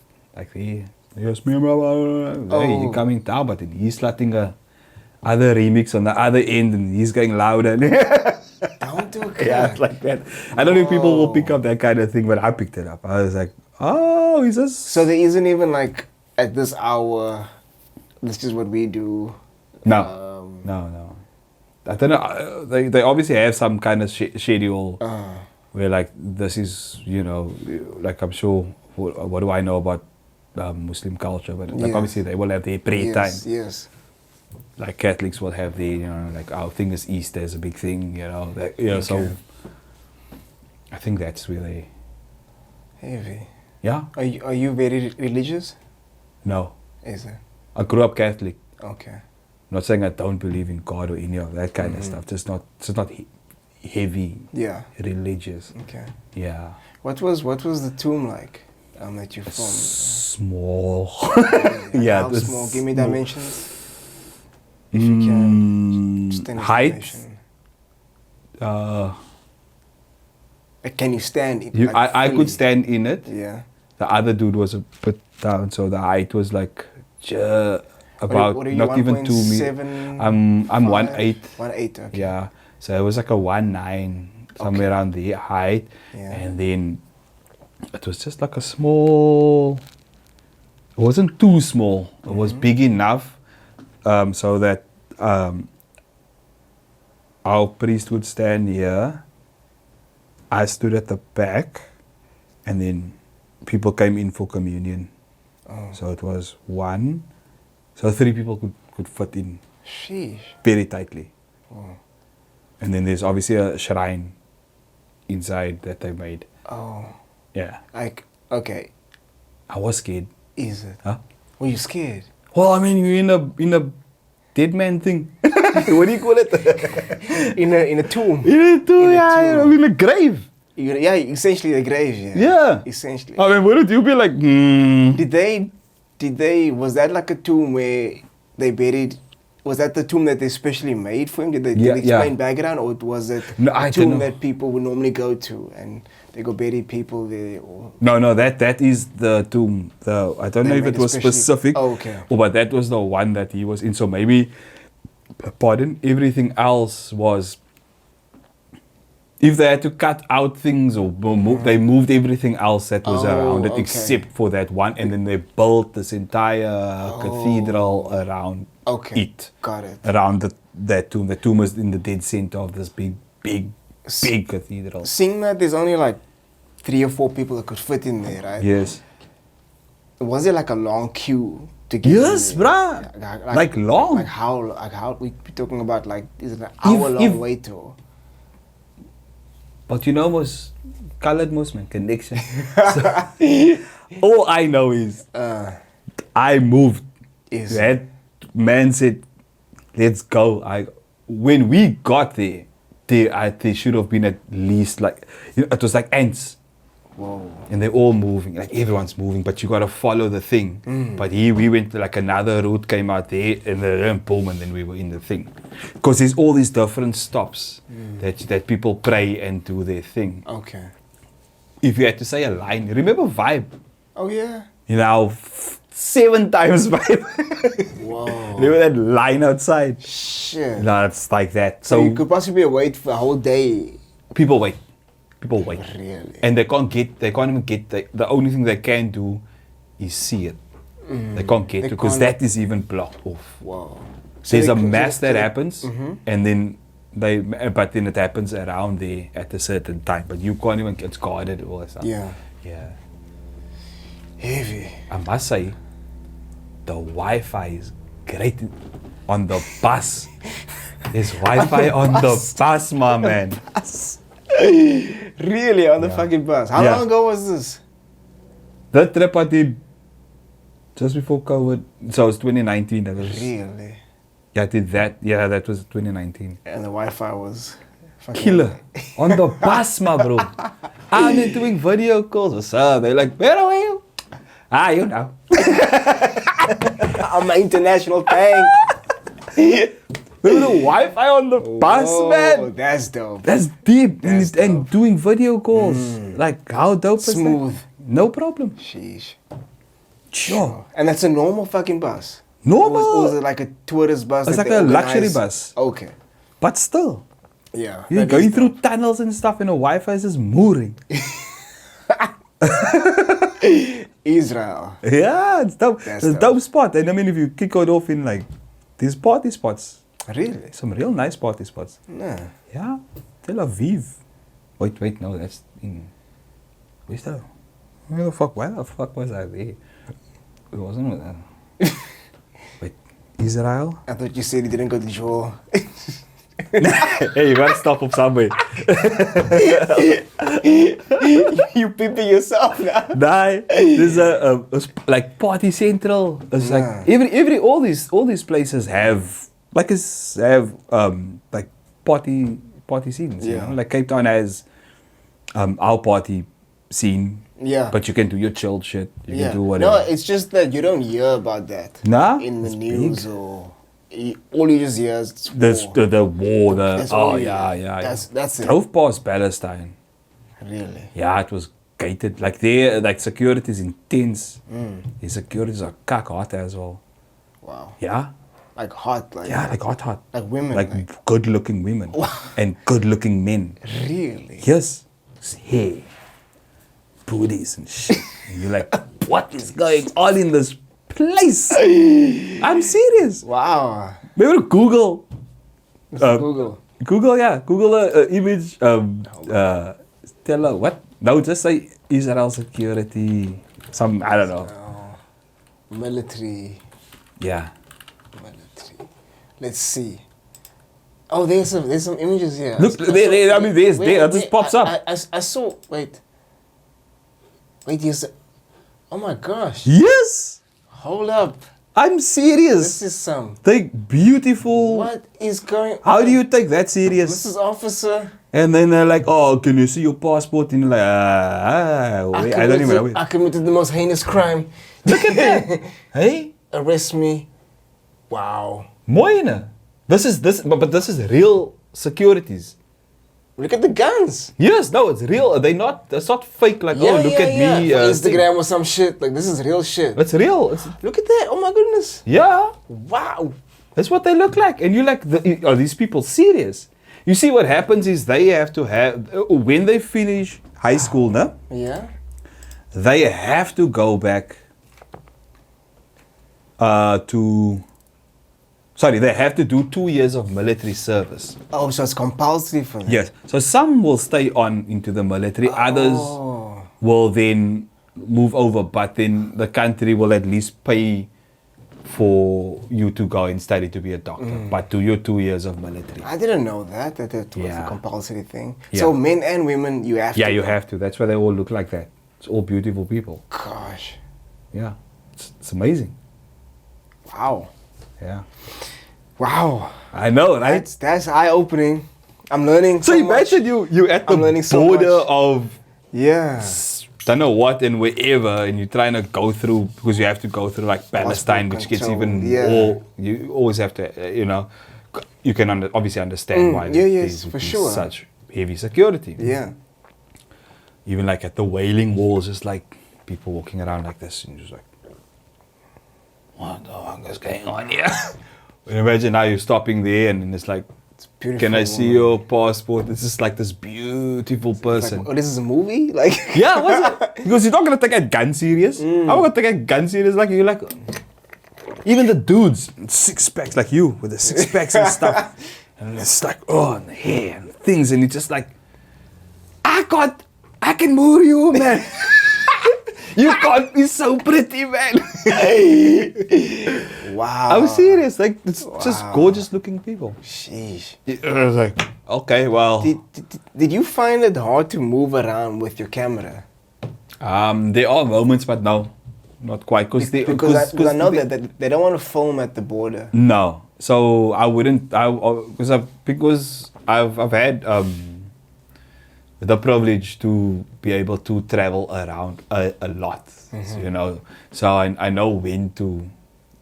If I don't have a permit to film, okay, then I would know when. Okay, cool. This is not the moment. But you know, you have your little tricks and things where you can sneak a thing in, but you wouldn't want to do that. It's probably the worst thing you can do in a foreign country. But when they saw your camera, didn't they ask you questions?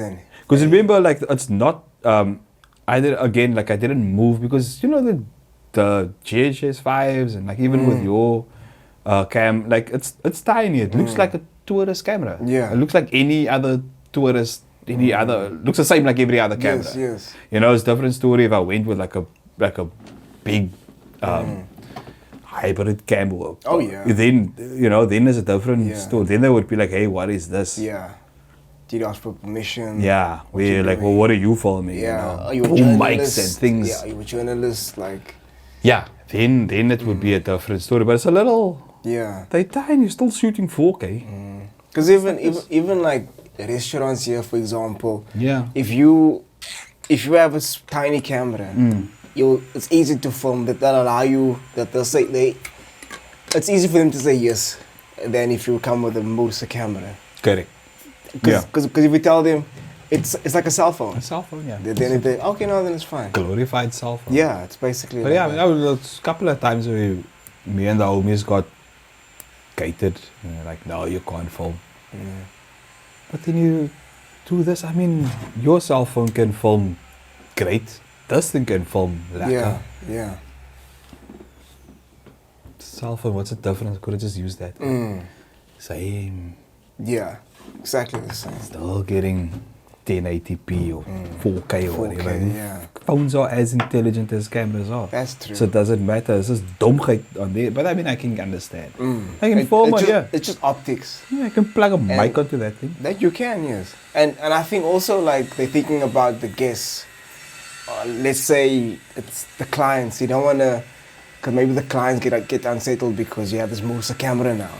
And then I think, hey, like, what they're filming here? Like, are we going to be part of this?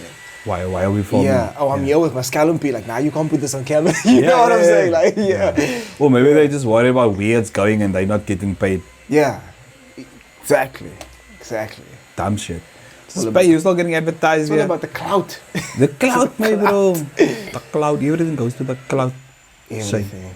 That's all. I guess that's also. Nah,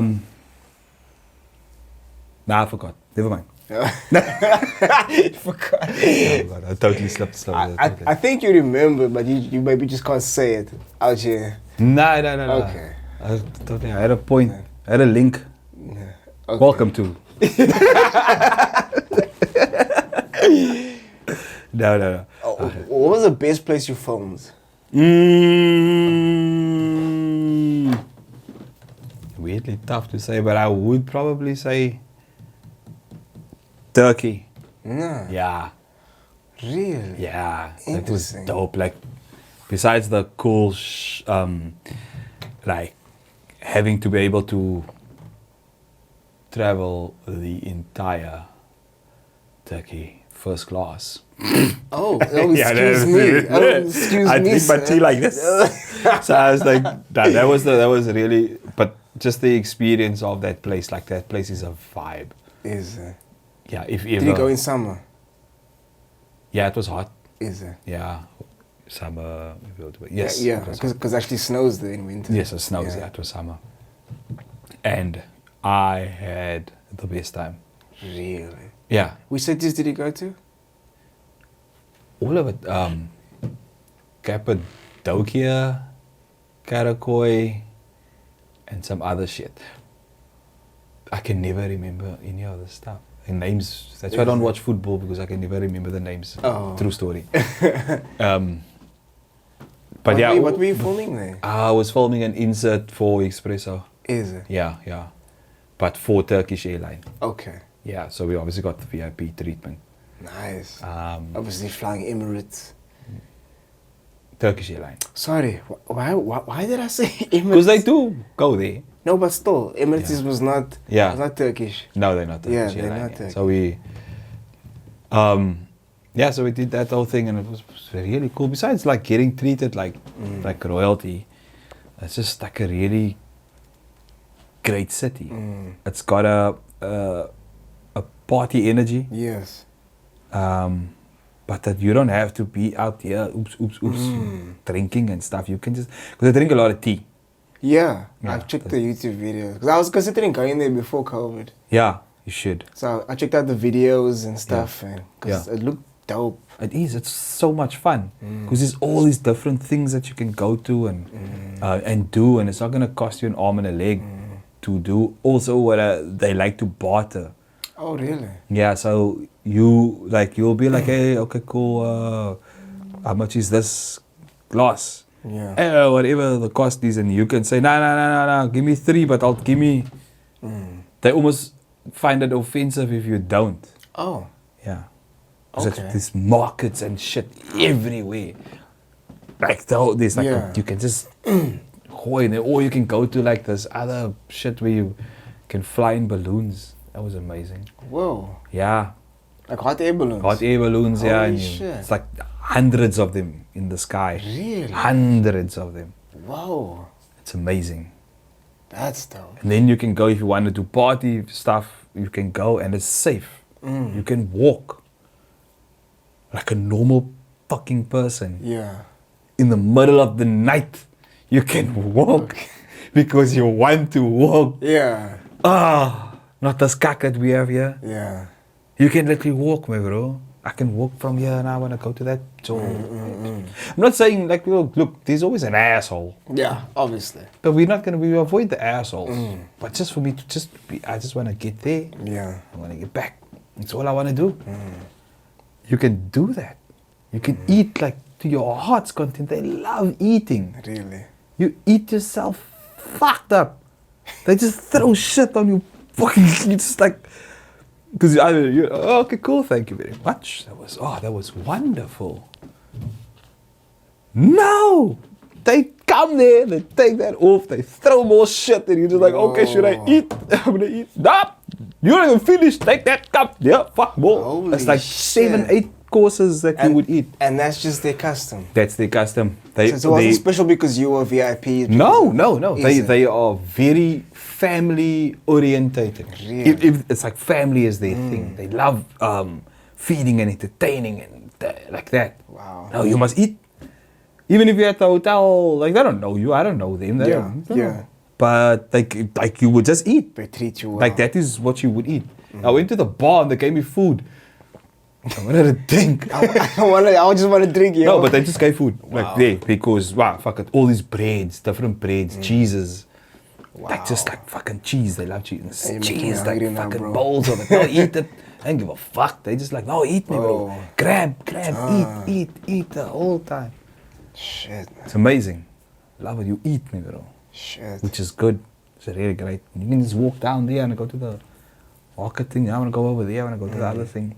Aeroplane ticket from one city to another. How much would it cost you now to fly to Durban? I'll be like 4K. $4,000. I'd say about 4K, yeah. Try like a 300 rand to go to your next city. Don't do a cack. Not even like. Let's see. Like if I fly now. Say you want to go to say like Turkey to Durban. Let's say. No, not so far, man. I'm talking about within Turkey. Yeah. So Turkey to city to city. Yeah. So Turkey. Yeah. So say I want to go from Istanbul to Karakoy. Yeah, say that. Okay. Or to Cappadocia. Okay, Istanbul. I don't know how much it's gonna cost now. Yeah, there we Say go. Is it that? Is it Cappadocia, yeah. that? Cappadocia. Wow, like 874. Now look at that. 800. That's now. Wow. That's now. When I was there, we just what was Wow. that? I can't remember. I think it was 2018. It was $400. Sheesh. But that's not even a big jump, That's man. not, dude. So which means that you can travel wherever you want to. So I'm like, okay, cool. I'm gonna go to Istanbul now. I'm gonna kick it there for like 2-3 days. Woo, Yeah. wow, it was nice. Let me go see what Karakoa is like. $800, dude. Crazy. Not 4,000. Yeah, yeah. I can't even go to a local city here. We then paid. I went to PE one day, and I paid myself fucked up to get to PE, It's crazy. which is an hour flight. I remember we were in Italy and we decided like the night before Yeah. to go to Germany. Yeah. It was like 1,000 rand. But I'm going to another country. you get to another Country. dude. But that's what I'm saying. $1,000. And it was the night before, it was a last minute flight. It wasn't like we planned this. Yes. So imagine we booked that like a month ago or Yeah, something. you would have been like Yeah. $700 or something. Yeah, like And then you got to experience another fucking country. crazy. This place of ours. I don't get understand it. I don't get it. We spent we spent so much money. I mean, good old petrol.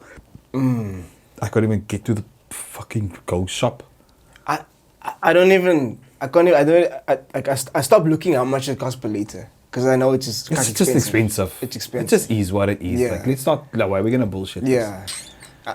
I don't even look forward to the Yeah. drop or whatever. No. Because it's gonna come back again the next Yeah, month. same. It's just like. But now, how do you pay so little? I'm gonna go quick fast. Yeah. I'm just gonna go to the so And to stay at a decent accommodation is not that expensive either. It's not. That's why I say we get robbed here. They always go like, oh no, but it's expensive obviously. No, it's not. No. It's expensive to buy shit. Yes. It's expensive to eat, it's expensive to drink. Cigarettes, those bullshit stuff is expensive. Oh yeah. Yeah. But for you to go there and to travel and to move around is really not. It's not. To stay in a very nice hotel. Yeah, like is not. what I normally do is I look at the cost of living in that country to see like, okay, it's the same like Cape Town or it's the same like this or same like that. And then I have an idea of what I'm getting myself into Yes. before I go. Yes. Obviously, you can't just go on like, oh yeah, I'm going to have a little bit of money. You Yeah. obviously can have.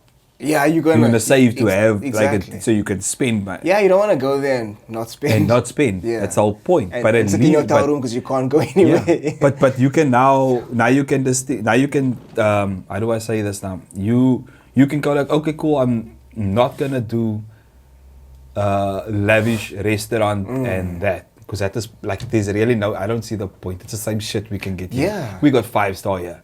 So I wanna eat local. And this is Salt Bays of the restaurant. yeah. Because you want that. Yeah, I wanna see that shit. I see yeah. the bra come out and Yes. sprinkle some salt. Yes. Yeah. But if you're just gonna, if I'm just gonna enjoy myself, you don't have to stay 5-star. If you can't afford, let's go let's go to a decent, Yeah. great area.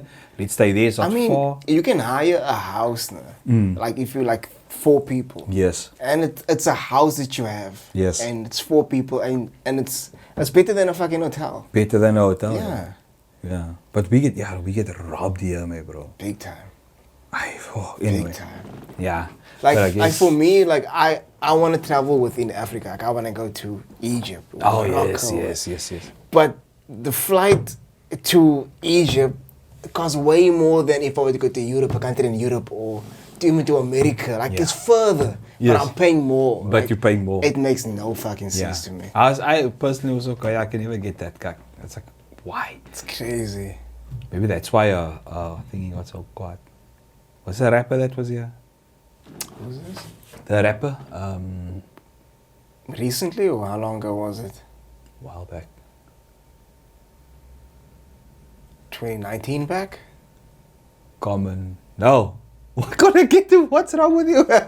How The rapper that lived here and you couldn't, and they kicked him out of the country. who lived here? He's lived here. Most deaf. Oh, he came with this world passport. But he's well passport. Yeah. That's why he got so quiet and said, fuck this shit, I'm out. He's probably thinking the same thing, like why can't we move? Why are people holding us back that we Yeah. can't move? You're trying to keep us dumb. I remember most Def, yeah. He had some issues Yeah, with he regards had to big his issues. travel issues. But his thing was like he didn't he wanted to denounce his American passport and have this world passport. Like he can travel Yes, that anywhere. you don't just need a a visa or anything. citizen of. But this world passport is not an official It's not a document. thing. So he was traveling with us. He came in the country with it. I don't know where you got it from. Yeah, somebody allowed him in, and when he left, he's like, "Hold on, what the fuck is this, bro, bro?" There was probably a hip hopper behind the thing. And like, oh shit, most dip. This is most Def, son. Let it in, y'all see, babe, boy.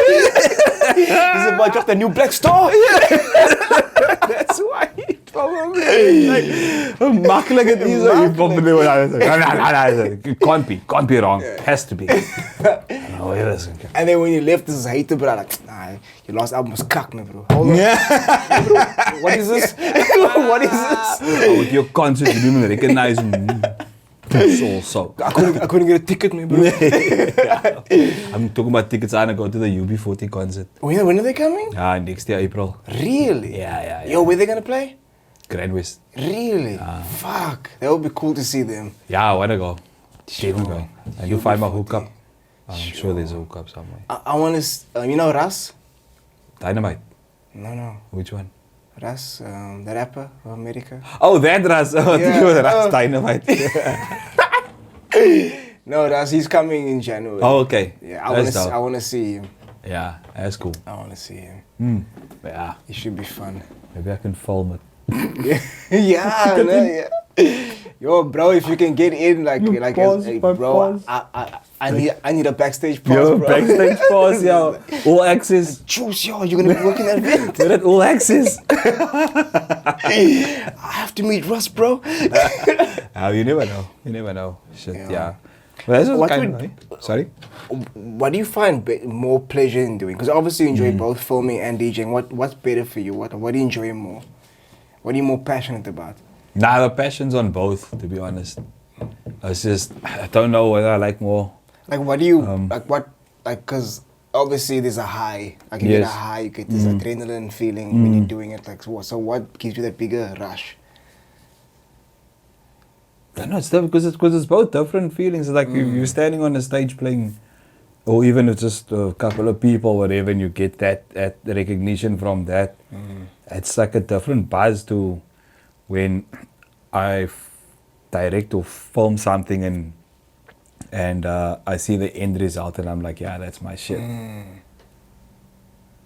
So do you feel more the buzz, like, after you film, more than while you're filming, as opposed to Nah, DJing? it's all while? after. It's all Is after. it? Yeah. And, yeah. and DJing is while and after. Yeah. Yeah. It's like this is dope, and when it's done with your set, you're like, that was dope. And then the Like when I'm filming stuff, like I'm not gonna get that excited about a camera shot. I know there's plenty of the oaks that Yeah. they nerd out Yeah, big time. They're yeah. like, oh, that's beautiful. Oh, like I'll be like, oh, that's dope shot for me now if I'm getting it. Then I'll be like, oh shit, that's fresh. But then that's it. I'm not gonna live on that Yeah. one shot, and I will live on a DJ moment for the rest of my life. Yeah. That shot's like it's the same shot. You can't recreate that. Yeah, I've done it. But- It becomes tricks. You can. That's why a lot of times I'll look at something and I'll be like, yeah, I've done that 10 years ago. Why are you getting excited? But that DJing is that art of that moment. It's that moment, That's yeah. that feeling you get from the crowd that they give Yeah, you. it's the people how you're that give making that them energy. feel. Yeah, the people give you that energy, and you're just like, yo. And knowing that Shit's fire. what you rehearse, what you put hours into, Yes, is paying off right now. it's paying off then and there. Yeah. I mean, I love It's the a filming major thing. dopamine hit. Hey? It's a major dopamine hit. Yes. Yeah. Yeah. And also just the nerves before. Like just getting there on time, getting, okay, cool, I've got to go on. The dude before you was shit hot. Yeah. He just like burnt it, he just moved this thing and now you got to come on. So which means everyone's looking at you. And it's all you. Go you and you just like, that's why a lot of guys look down. It's just like, fuck, They're you don't just want you. focusing on this. Yeah, you don't want to see the Yeah. people. Yeah. I know you, yeah, but I don't want to see. Not yet. Let me first get this right. Because if you balang on your first set, it's like, oh, Shit. on your first like song, or your first intro, and like Just sets up the- for us as technical DJs, like our openings are not most of the time. not all the time, but like most of the time, it's an opening. It's like I am here, and that's probably your most stressful moment. It's like you do all these things, like yeah, motherfuckers, welcome to the thing, You normally, not all the time, sometimes, but that's probably like the most stressful fucking thing you could do to yourself. If this floor was already hot, they jamming. They here to party. Other guy just came off because they've been warmed up. They've had them now. They want to jam. And then you come here with your chicka. What a blah. Sure. I don't want to see that shit. Yeah. So you gotta kind of like, well, and that is like probably, and now you still fuck it up. You don't get it right. Wow. Because maybe that didn't work. The computer's not reading the time code or whatever. And so like that's a mess. Sure. And then you get into your thing and you get comfortable, but then you start getting like, oh, this is amazing. What was the best set you've ever had? Best set? Yeah, the one that you've like really felt the most, the one that was everything was on point, the crowd was going crazy, the one you felt most proud of. Sizzle. Is it? How long? Which year? It's a while back. I think it was 6 years ago. Is it? But that's it. I was, and the reason why is because I was playing in the middle of the afternoon, 5 o'clock. It was hot. Like it was hot. So nobody's on the Don's floor area. They were because the DJ before me was playing house and was bumping, was nice. But it's too hot, man. It was just, so people were just like trying to be in the shade. Yes. So everyone's, they're enjoying. I was also like, oh, this is nice. But everyone's enjoying in the shade. So wherever they could find shade, that's where they were. And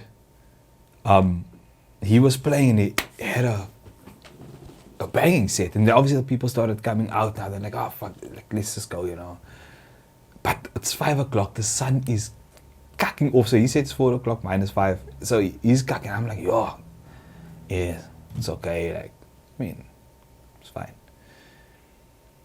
And I do this whole opening. Got my whole thing with my name and just whatever bullshit whatever I came up with on that day. And my first track was Flume, I think. Because I like to play like eclectic shit, like just heavy, just a mashup of a lot of songs that people would like, some won't know, whatever, and there's a little bit of me where I'll drop something just so that they look kind of different to the rest of them. So I think I played Flume or something, and I looked, and then I was like, oh, okay, cool, my shit's working, because I always had technical problems. I was like, oh, thank God this stuff's working, carrying on, but I'm not looking, I'm just like, I'm like, okay, cool, all right, but I hear this in the back, you know, So no one's in front because it's hot. The people that they shade, they need the shade. I'm not blaming them. What that's like, I'm not blaming the people. But then, like song 2 or 3 or something, somewhere there. So it's like the third. Because remember we play 1 minute, so 1 verse, 1 chorus. So it's very quick in your set. It's very quick. So like 1 verse, 1 chorus. It's probably like 10 minutes into the set. If I had to plus the intro. It's very early in the set. And I played my first song and I just looked up and I just heard, oh, you know, like people with the intro and whatever. And I was like, oh shit, I'm nervous, you know. Oh, shit, don't fuck this up, please don't. And I remember I looked up in like 10 minutes time or like 8 minutes and it's just like a fucking crowd, like this is like people. Wow. So basically like I brought them all from the shade, like from the darkness. From the shadows. From the darkness, the shadows into the light. Yo. And they were jamming and they were loving my shit and the more, and as I played, the more it just went on and it went on and it's just like this eclectic mix of old, new, trap, drum and bass I think I put in there somewhere. It's just like a mesh, but the dubstep and somewhere. And you kept them in there. And they were loving it, man. And I remember I ended off with some hype fucking song, like just a ridiculous hype song. Oh, it was that Numb. Because I love, there's a mix that I do with Numb and that Numb, Jay-Z and Linkin Park. Oh, thank you, far too kind. Yeah. So I always do with it. Oh yeah, and then I brought in my brother Boss to China. Easy. And I said, yo bro, you want to get on the mic? And he's like, yeah, man. So I was like, okay, cool, fuck it, I'll find a moment here. And I drop an instrumental, you just jump in. So I dropped this instrumental, I started doing like a weird cut. And then out of nowhere, Dubba was trying to, whatever he does in this thing. And people just like, oh shit, what's going on? So I gave a show.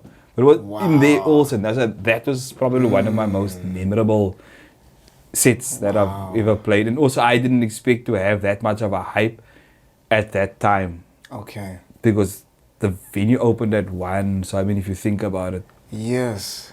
If a venue opens 1 o'clock or 2 o'clock. It's still early, you know, they're only going to come for the cool guys at the end and whatever. But I just had that for me was like one that's of the amazing. Things. That must be a dope memory. Yeah.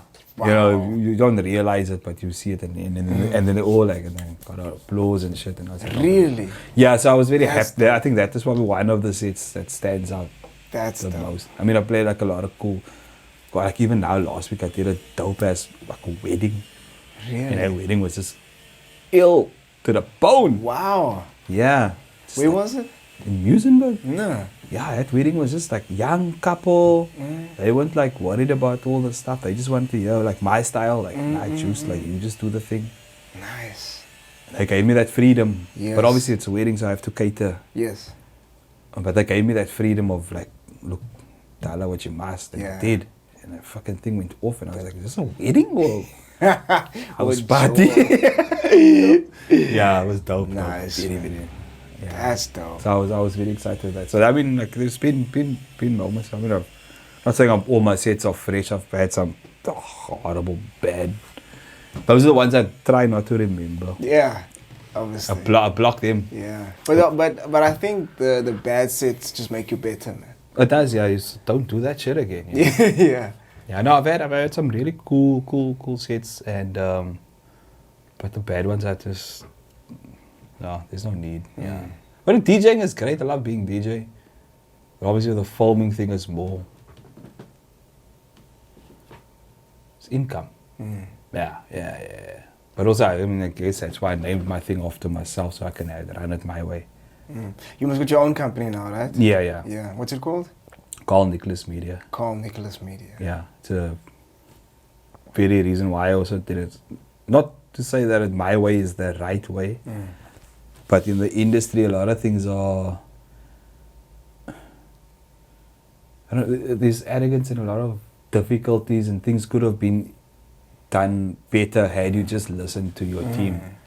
So when I named the company my way, it's not my name and that. It's just not because I want things to be done my way. I just want it to be done in a Carl happy way. Yeah, that's why that's hence the name. There's nothing wrong with calling your company after you. After yourself. Yes, I mean, yes. When did you start the company? 2 years ago.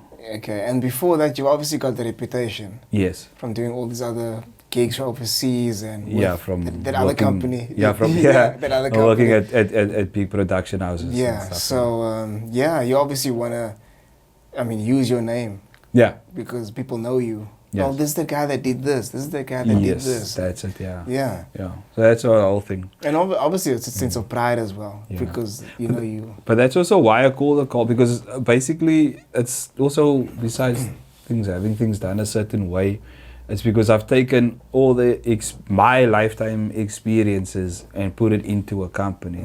Because if you think about it, like I've just been in media and entertainment for a very long time. So, so long. So I then took that and built a company on all of my experiences. It's not just a video company, it's an audio video. Yes. So I'm able to do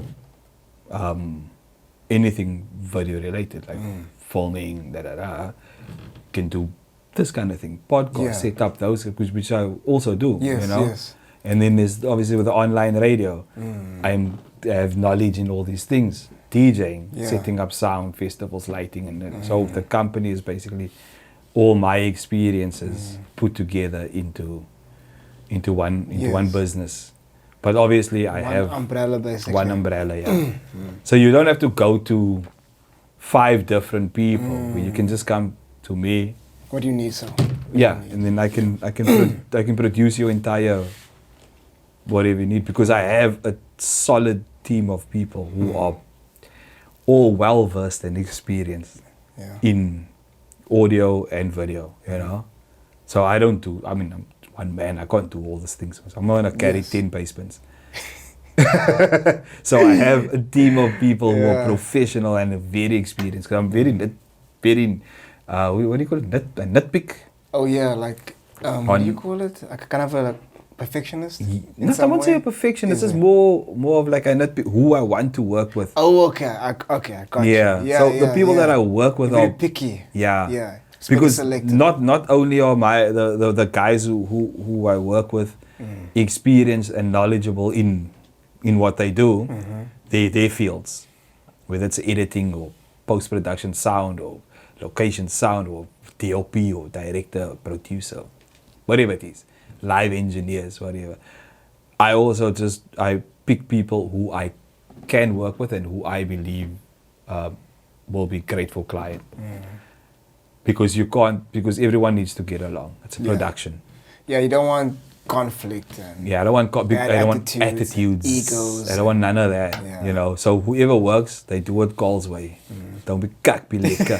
You know what I mean? It's like, bro, don't be.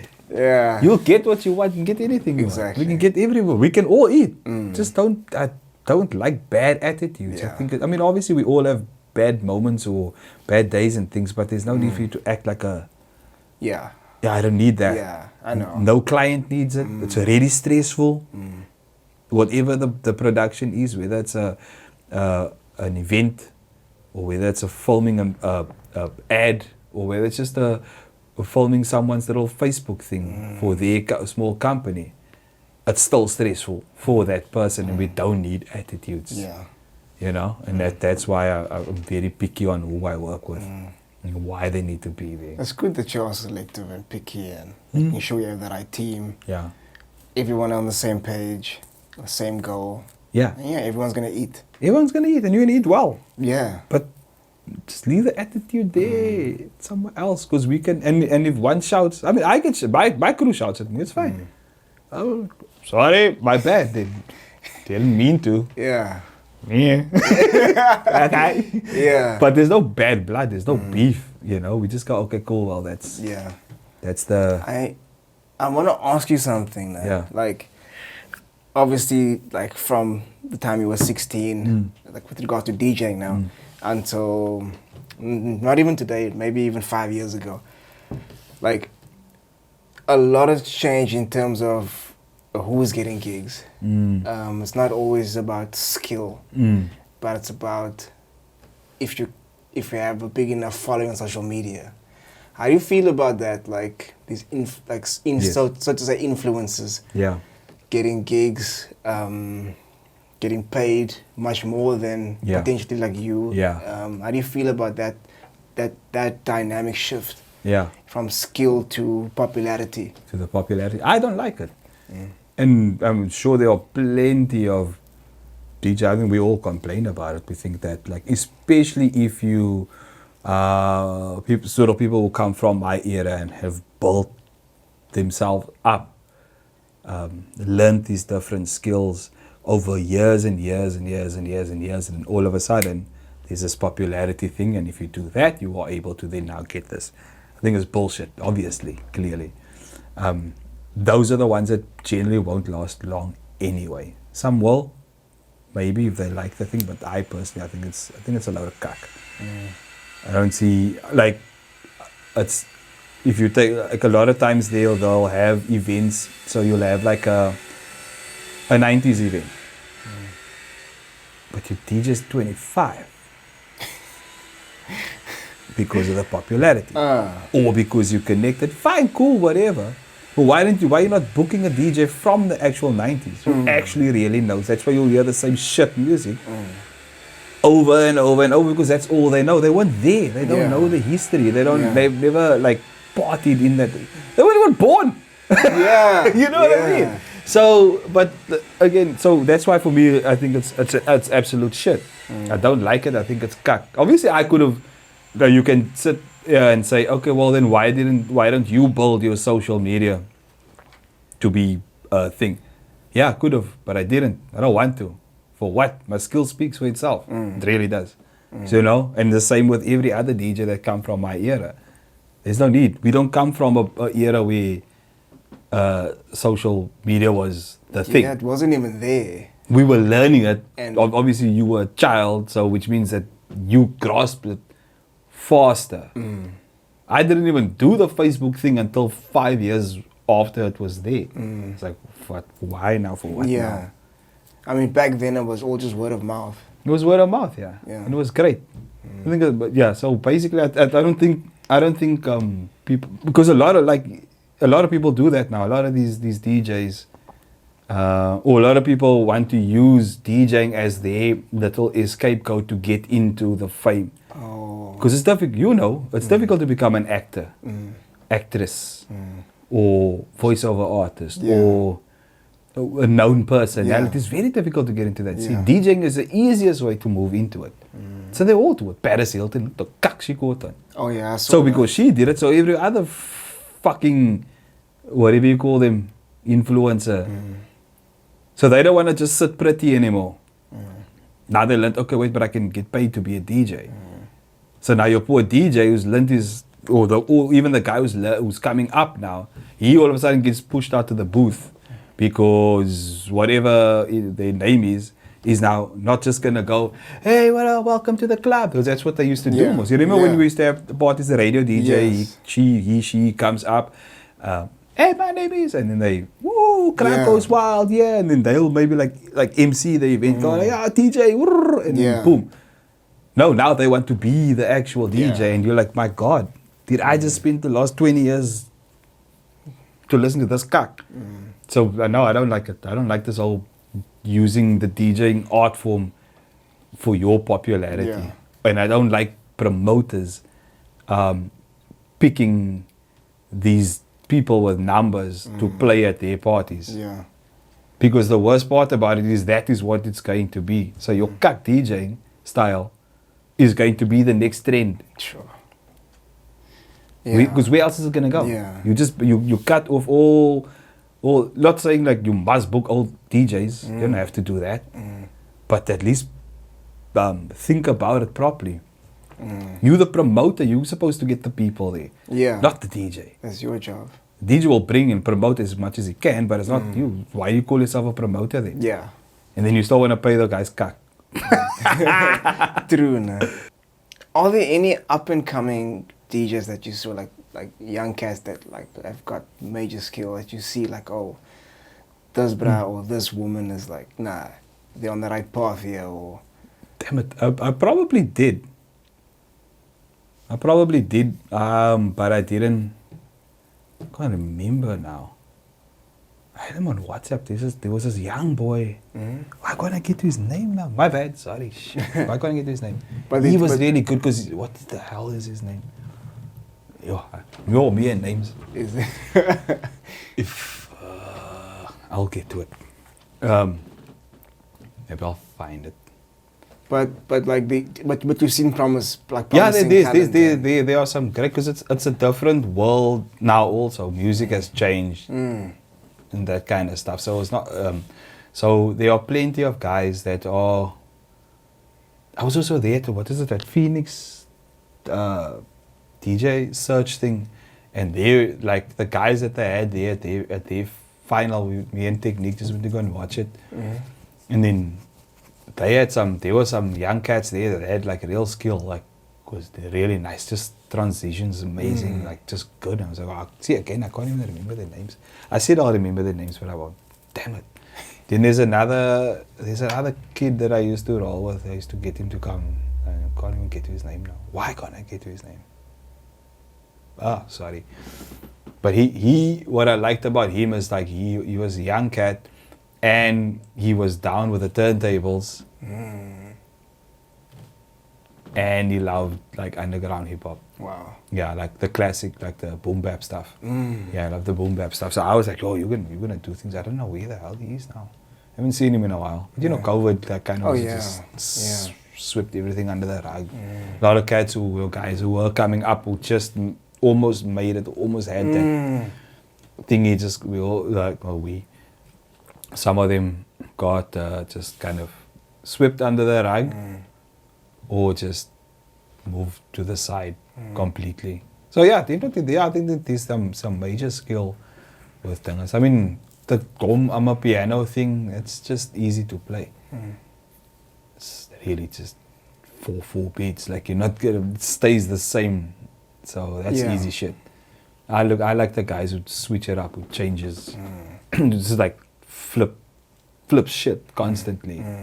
Not all the time, but you know, you flip, you're like, whoa, what am I? Whoa. That's it, Yeah. I like that too. If I'm in the crowd and I hear that. Yeah. It's for sure. entertaining. Of Otherwise, course. I'm gonna hear the same thing over and over and over. Because it is like a show you're giving people. Yeah, you are. Yeah. Yeah. No, what's the point of being a DJ? Yeah. Be a disc jockey then. Sorry, a jukebox.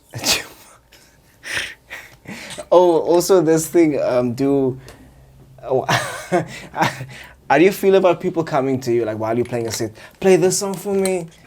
I don't mind it. Oh, is it? Yeah. Yeah. It's their party. So, The problem that I have is people come to with requests in the wrong time. So you're playing house music, but you want to hear jazz. For example. Yeah. Let's just say, rock, or you want to hear a rock song because of the thing. and that is where the I just don't even know what that is. And that's where the problem comes in. so I don't mind because it's your party, and I don't. Yeah. And I mean, you don't keep duck on it. Don't be like, oh, I want to hear this song. I want to hear, Yes. because it's like that's why that guy was hired so that he can do his job. But I personally don't have an issue if there's one or two, you know, because sometimes Okay. like you're there because you brought them to that level. Now that Yes. they want to take it to the next, but you don't know how to get there, and that person is giving you that information. It's free information, bro. That's interesting. But obviously you have to also calculate and go like, that's a cuck song. I don't think that's, you know what I mean? So you actually open to playing a song if you think that person's suggestion is dope? If the suggestion is dope Yeah. and it fits within the genre Yes. that I'm doing, Really? You'll do that? then it's okay. That's dope. Doesn't it make sense? No, it does. I keep on hearing DJs having this pet peeve, like, don't come to me, my set is pre-planned and blah, blah, blah. Yeah. I'm Wow. not saying come to me, like go to the DJ and go tell them what they, like Yeah. every 5 seconds, because then Yeah, it yeah. can't work, because now what I'm going to do is listen to you. But if there's a moment here and there, and also be nice about it, like if you can, if there's an opportunity, then, because then the DJ will be like, okay, cool. That's actually it. Shit, I like that. I didn't think about it. Yeah. Now it makes you look fucking dope, because you just played with somebody, and now the crowd goes, wow. Yeah. And that person tells his friends, I told him to play that. It's okay, let them say it. I'm still looking cooler than you. No, but that's obviously like, he's a cool Yes. DJ because he actually, Yes. actually listened to my suggestion. And Yes. Yeah. And that's the thing. I don't think you have to knock it off completely. I think the DJs just got irritated by it because there's so much of Yeah. it. Like everybody wants to hear their song. That's bullshit. That's why that guy got put there, is to play for the people. So don't bother him. Otherwise it's gonna get confused. It's gonna be a mess. It's Yeah. gonna sound like this because now Yeah. everybody wants. Everyone lang arm. The other one, you know what I mean? So it becomes a mess. So you gotta let that guy do his thing. If there is a moment, that's why you gotta find that moment. I think it's not, you shouldn't tell someone how to do their job. Yeah. But at the same time, it is a party and it is an event, and everybody needs to be happy. Yeah. So you gotta find that weird medium between. But don't keep that. Don't come here and I play, and then 2 minutes later another song and another song. No. Now you're irritating me. You're working my nerves now. Yeah. So just get the just find your moment if you are going to ask. I really don't mind playing what people want. Nice, man.